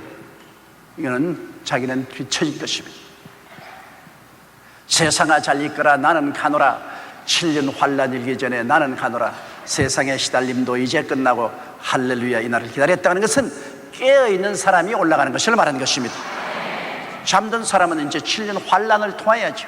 전 3년 반 큰 환란과 시험을 통해서 그때야 정신이 번쩍 들어가지고서 아이고 이제는 우리가 늦었구나. 어떻게 하냐. 이제는 많은 사람이 순교를 당하죠. 처음 그냥 부활하지 못하고 그 다음 깨어난 사람은 이제 신앙을 중심으로 하니까 적그리스도가 가만히 줍니까? 신앙 박멸 운동을 일으켜. 박멸 운동. 그냥 많은 사람이 죽음으로써 순교를 당하고 주님 앞에 올라오고 구원을 받아도 신부 구원을 받지 못하고 늦게 돌아와서 들러리 구원을 받아요. 신부가 되겠습니까? 들러리가 되겠습니까? 들러리야 뭐 구경만 했죠. 신부가 돼야지. 이러므로 우리가 잠에서 깨어나지 않기 위해서는 역시 성령 충만해야 되는 것입니다. 기름병 하나 준비해야 돼요. 10처녀 중에 5처녀는 등불에만 기름 있는 것이 아니라 기름병 하나 준비하고 있었어요. 그러나 어리석은 처녀는 등불에만 기름이 있지 그 다음에는 기름병을 준비 안 했어요. 등이라는 것은 기독교 신앙 형식입니다. 형식. 그는 주일날 또 교회 나와요. 찬송도 하고 또 기도하라면 형식 기도도 해요. 그러나 형식적인 신앙이지 성령의 기름을 준비하지 않았어요. 등만 가지고 있어요. 기독교의 형식만 가지고 있어요. 그러나 신랑이라도 할 때 신랑 앞에 나간 사람은 기름을 하나 준비하고 있는 사람이 들어가는 것이다. 기름을 하나 준비한 사람이 그냥 자기 등에다가 더 기름 부어서 밝히 들고 신랑을 맞으러 간다. 그렇기 때문에 성령 충만이라는 것은 정말로 중요합니다. 우리가 기도하고 늘 기도해서 성령 충만해야 사랑 충만도 되고 믿음 충만도 되고 깨어있게 되는 것입니다. 그러므로 지금은 자다가 깰 때가 벌써 되었다. 자다가 이는 이제 우리의 구원이 처음 믿을 때보다 가까웠다. 말할 필요 없지요. 처음 믿을 때보다도 우리 죽을 날도 가까워 왔는데 우리 구원도 가까워져. 바로 어거스틴이 이 성경 구절 때문에 성자가 된 것입니다. 어거스틴은 아주 탕자였습니다. 그 아버지가 원래 술 먹기를 좋아하고 탕자였습니다. 아버지가 애를 데리고 어거스틴을 데리고 그냥 술 먹게 하고 창녀집에 들어가게 하고 버려놓았어요. 어머니 모니카는 열렬한 신자였는데 그 아버지가 요절했어요. 죽었어요. 그런데다가 이 어거스틴은 또 이방 종교를 믿어가지고 거기에 심취. 어머니가 자꾸 따라다니며 기도하고 전도하니까 어머니가 귀찮아서 피하려고 로마로 도망을 쳤는데 로마에까지 어머니가 따라와서 기도를 했어요. 그래서 이 어거스틴은 어머니의 기도를 피할 수가 없었어요. 근데 하루는 자기가 하숙한 집에 앉아 있는데 이웃에서 애들이 장난치면서 막 조가달거리고 떠들어지겠는데 한 애가 고함을 칩니다. 책을 열어봐! 책을 열어 읽어봐! 조잘거리는 애들이 한 애가 책을 펼쳐 읽어봐! 책을 펼쳐 읽어봐! 근데 그것이 마치 하늘에서 들려오는 음성 같아서 마침 자기 옆에 보니 신약 성경인지라 딱 펼쳐보니까 로마서 13장 11절이 눈에 들어봤어요. 또한 너희가 이 시기를 알거니와 자다가 깰 때가 벌써 되었으니 이는 이제 우리의 구원이 처음 믿을 때보다 가까워왔습니다. 밤이 깊고 낮이 가까워왔으니 그러므로 우리가 어두움의 일을 벗어버리고 빛의 갑옷을 입자. 낮에와 같이 단정히 행하고 방탕과 술 취하지 말며 음란과 호색하지 말며 쟁투와 시기하지 말고 오직 주 예수 그리스도로 옷 입고 정욕을 위하여 육신의 일을 도모하지 말라. 와, 레마를 받았습니다. 이 말씀이 그냥 성경에 기록된 말씀이 아니라 성령의 음성으로 마음에 파고 들어왔습니다. 그것이 이 말씀으로 확 변화됐습니다. 그때 자기 육신의 사람 벗어버리고 깨어져서 하나님께 통회하고 자고하고 전부의 집 손으로 옵니다. 항복하고 난다. 그는 위대한 교부 철학자요 신학자요 신앙인이 되어버린 것입니다. 여러분, 그러므로 다 같은 성경 말씀이라도 성령으로 내 마음에 부딪혀 올 때 그것이 나를 변화시키는 힘이 되는 것입니다. 그냥 성경 말씀은 창세기부터 계시록까지는 로고스입니다. 하나님 말씀이죠. 로고스, 하나님 말씀입니다. 그러나 이게 레마가 돼야 돼요. 이 레마는 헬라어로서 살아있는 하나님의 음성으로 마음에 들려오는 것이 레마입니다. 믿음은 들음에서 나며 들음은 레마로 말미암습니다. 로고스는 우리가 읽으면 머릿속에서 믿어요. 머릿속에 하나님 지식입니다. 레마는 가슴에 부딪혀와요. 가슴의 믿음입니다. 머릿속 믿음이 아니라 가슴속 믿음인 것입니다. 그러므로 이 어거스틴이 과거에도 그 성경 많이 읽었죠. 그러나 그것이 가슴에 부딪혀오지 않고 그저 머릿속에 남아있어요. 아, 그래. 그러나 그날 어린애들이 책을 펴서 읽으라고 고함칠 때 이 성경인데 이 말씀이 가슴에 부딪혀왔어요. 로고스 아닙니다. 레마입니다. 그것이 그의 마음의 믿음을 생산하고 그의 운명이 달라질 것입니다. 우리가 문제는 여러분이 저희 설교를 들을 때 그저 머릿속으로 듣고 그래, 아멘, 맞았어. 그거 하고 내 가슴에 확 부딪혀와서 날 보고 하는 말이야. 그거하고 틀리잖아요. 부딪혀, 저건 날 보고 하는 말이다. 저건 날 보고 하는 말이다. 그때는 그것은 레마입니다. 하나님이 직접 말씀하는 것이요. 어거스틴이 이 말씀 읽고 변화된 같이 변화가 다가온 말씀입니다. 이 레마가 참 중요합니다. 그렇기 때문에 평소에 부지런히 성경을 읽고 기도하면 하나님 필요할 때 그 말씀을 마음에 부딪혀요. 레마가 와요. 그러면 그거는 믿음이 생겨요. 머릿속엔 지식이 아니라 마음속에 들어온 말씀은 믿음이 생겨요. 성경을 많이 아는 사람이라고 해서 믿음이 강한 것은 아닙니다. 그러나 하나님이 지식이 많고 그 많이 하나님 아니까 은혜가 되죠. 그러나 마음에 부딪혀오는 말씀이 와야 믿음이 돼요. 밤이 깊고 낮이 가까웠으니 그러므로 우리가 어두움의 일을 벗고 빛의 갑옷을 입자. 밤이 깊고 낮이 가까워왔다. 그건 뭐 밤이 깊으면 낮이 오는 것이죠. 밤이 깊지 않으면 낮도 오지 않죠. 밤이 깊고 낮이 가까워왔으니 그러므로 우리가 밤에는 낮에 평상복을 입지 않잖아요. 그러니까 낮에는 낮의 옷을 입어야죠. 그러니 이제 이 세상 밤이 지나가고 주님 오실 날이 가까웠으니까 이제는 세상에서 입던 옷을 벗어버리고 낮의 단정한 옷으로 갈아입자 그 말인 것입니다. 어느 심사 행동을 단정하게 하자. 이제는 우리가 영적으로 옷을 단정하게 갈아입고 주님 맞이할 준비를 해야지. 머리도 헝클어지고 온 몸도 잠옷 입고 그냥 혼 빨가벗고 어떻게 주님 맞이하겠냐, 이 말인 것입니다. 그러므로 밤이 깊고 낮이 가까웠으니 그러면 우리가 어두움의 일을 벗고 빛의 갑옷을 입자. 빛의 갑옷. 빛의 갑옷은 바로 말씀인 것입니다. 말씀을 우리가 먹고 입고 말씀으로써 우리를 무장하도록 하라. 낮에와 같이 단정히 하고, 낮에는 여러분, 낮에 술집에 가서 낮부터 퍼마시는 놈은 그건 미친놈입니다. 낮부터 술집에 가서 들어앉아서 마시는 놈은 그건 아주 폐가 망신한 놈입니다. 아무리 예수 안 믿고 세상에 사는 사람이라도 술 먹고 이렇게 하는 것은 밤에 가서 하지. 나 대낮부터 그렇게 하면 일 다 해놓고 난 다음에 하는 거지. 그러므로 낮에와 같이 우리가 단정히 행하고 방탕과 술 취하지 말며. 이 방탕과 술은 세속입니다. 세속에서 그냥 방탕한 무질서하게 사는 것이 방탕 아닙니까? 아무런 삶의 목적과 방향이 없이 무질서하게 사는 것이 방탕한 삶입니다. 방탕하고 그 다음 술 먹어서 자기 이성을 잃어버리고 술 취하고 음란과 호색하지 말며. 음란과 호색, 사람은 육신적인 동물적인 근성이 있기 때문에 모두 다 음란의 근성이 있는 것은 사실입니다. 왜? 사람은 동물적인 욕망에 밥 먹고 싶은 식욕이 있고, 그리고 자손을 번성하기 위한 성욕이 있고, 그 다음 세상에 잘난 듯이 우쭐거리고 싶은 명예욕이 있습니다. 이 3대 욕망이 꼭 있어요. 그럼 욕망이 있다고 해서 그 욕망을 그대로 노출하면 안 되죠. 내가 식욕이 있다고 해서 뭐 돈도 안 되고 남의 집에 가서 막 주워 먹을 수 없지 않아요.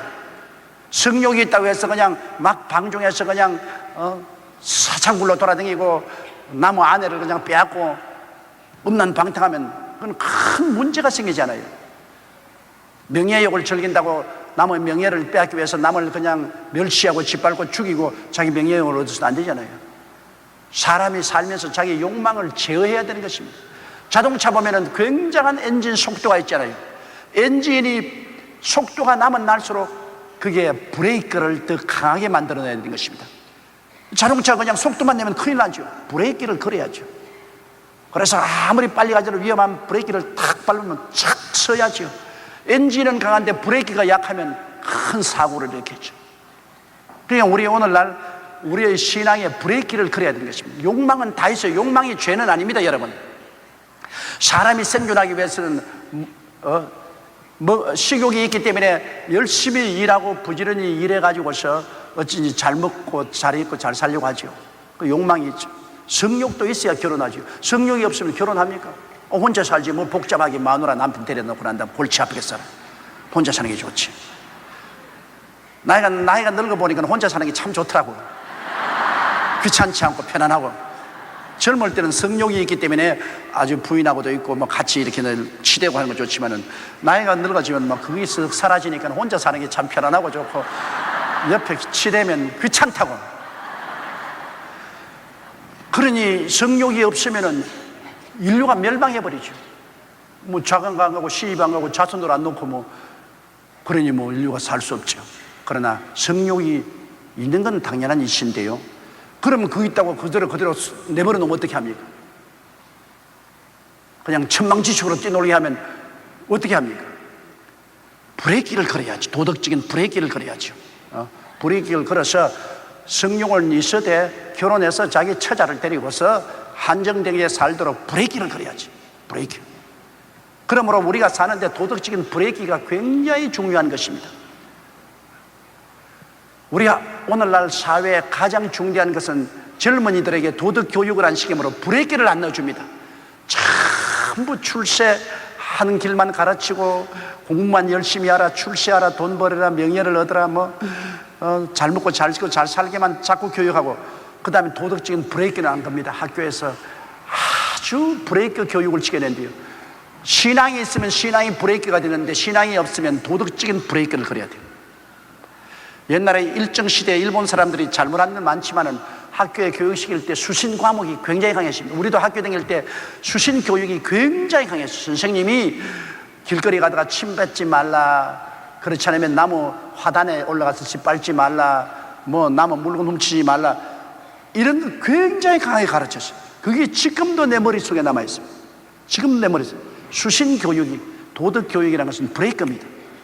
오늘 한국 사회가 이렇게 범죄가 많고 사회 질서가 문란한 이유는 학교 교육에서 도덕 교육이 강하지 않기 때문에 자꾸 출시한 엔진 출력만 넣어주고 브레이크가 없어요. 브레이크가. 애들이 브레이크를 안 걸어요. 욕심이 나는 대로 한단 말이에요. 자기 욕심대로 다 해. 탐욕대로 다. 거의 이게 엉망진창이에요. 브레이크를 걸어라. 그래서 이 방탕과 술 취하지 말며 음란과 호색하지 말고 쟁투와 시기하지 말라. 이건 브레이크 걸어라, 브레이크 걸어라, 브레이크 걸어라 이라는 것입니다. 브레이크를 걸어라. 쫙 눌러라 그냥. 나는 서툴게 운전한 사람하고 가면 내가 다리가 아파 못 견뎌요. 왜? 내가 자꾸 자동차 운전하면서 뒤에 앉아서 브레이크를 겁니다. 아유, 사람이 오면 내가 또 브레이크. 여러분, 내가 괴로워 견딜 수가 없어요. 잘 운전하는 사람하고 같이 타면 저 사람이 괜찮으니까 내가 브레이크 안 걸어요. 그러나 서투른 사람 운전하면 브레이크 하는데, 더구나 여성들이 운전하는 차에 올라타면 내가 브레이크 건다고 정신이 하나도 없어요. 계속 브레이크 걸어요. 자동차는 브레이크를 걸어야 돼. 엔진만 있으면 안 돼요. 우리 인생도 욕망만 있으면 안 됩니다. 욕망을 제어할 수 있는 브레이크를 거는데 제일 좋은 브레이크가 예수 믿고 하나님 섬기면서 십계명이라는 브레이크를 걸어야 돼요. 하나님의 십계명은 우리에게 준 좋은 브레이크입니다. 그 십계명을 모두리 다 외우고 마음판에 새겨서 무슨 일을 하든지 십계명의 브레이크를 걸고 나가면 우리 틀림없이 사고 안 냅니다. 브레이크 안 걸면 사고 내지 않아요. 대형 사고 나서 많이 죽기도 하고 병신이 되기도 하잖아요. 도덕적으로도 한 가지입니다. 욕망의 브레이크를 걸지 아니하면 대형 사고 내요. 가정이 파괴되고 사회에 무리가 일어나고 큰 문제가 생겨요. 브레이크를 걸어야 돼요. 욕망이 나쁜 것은 아닙니다. 브레이크를 걸기 위해서는 십계명을 단단히 우리가 알고 외우고 우리 자녀들에게 가르치고 십계명을 통해서 우리 생활을 브레이크 걸고 제어하도록 해야 되는 것입니다. 그러면 십계명만 있으면 이 말라는 이것이 이루어져요. 낮에와 같이 단정히 행하고 방탕과 술취하지 말며 브레이크입니다. 음란과 호색하지 말며 브레이크입니다. 쟁투와 시기하지 말고 브레이크입니다. 오직 주 예수 그리스도로 옷 입고 정욕을 위하여 육신의 일을 도모하지 말라. 예수로 옷 입는다. 예수 그리스도 이름으로 물세례 받은 사람은 그리스도로 옷 입은 사람입니다. 예수님이 우리를 옷 입고 살고 우리가 예수님을 옷 입고 삽니다. 그러니 예수 향기 나야죠. 우리는 다 예수 그리스도로 옷 입었으니까 예수 그리스도의 이 모습이죠. 형상과 모습을 가지고 살아야죠. 그러므로 그리스도로 옷 입고 정욕을 위하여 육신의 일을 도모하지 마라. 육신이 있는 이상은 정욕이 있어요. 그러나 그것에 완전히 브레이크를 걸지 말고 놓아주면 안 돼요. 브레이크를 걸어버려요. 그래서 우리는 우리의 삶이 하나님 섬기고 예수 그리스도를 믿고 사는 것이 우리 삶의 가장 중심 핵심에 있어야 되는 것입니다. 우리가 다 살죠. 먹고 마시고 시집가고 장가가고 장사하고 정치하고 다 하지만은 중심이 있어야 됩니다. 중심이 탁 센. 그 중심은 그 나라와 그 일을 구하는 것이 아버지 하나님의 나라를 구하고 예수님을 믿고 섬기는 중심이 다 있습니다. 그러므로 우리 신앙생활의 것은 하나님과 우리 사이에 큰 대로의 중심이 딱 서 있습니다. 아버지 하나님과 예수님을 섬깁니다. 그리고 그러면서 빙글빙글 돌아서 나선형으로 가요. 길은 딱 바른데 그 옆에 우리가 고길로 걸어가면 되는데 고길로 반드시 못 걸어가고 빙글빙글 그 길을 중심으로 해서 좀 떨어져 나갔다가 또 회개하고 돌아오고 또 회개했다가 돌아오고 이래서 나선형으로 가요. 일직선으로 가는 사람은 없어요. 아무리 이 세상에 성자라도 일직선으로 그냥 짝은 못 가요. 좀 멀리 도는 사람이 있고 좀 가까이 돌아가면서 그 선 주위를 돌아가면서 가요. 잘못 나가 너무 멀리 돌면은 막 떠돌이별처럼 칭 하고 떠나버립니다. 그럼 그건 막 지옥이에요. 지옥형이에요. 빠이빠이요. 그러나 이만큼 멀리 돌다가는 빨리 도로 돌아와야죠. 가까이 돌아오고.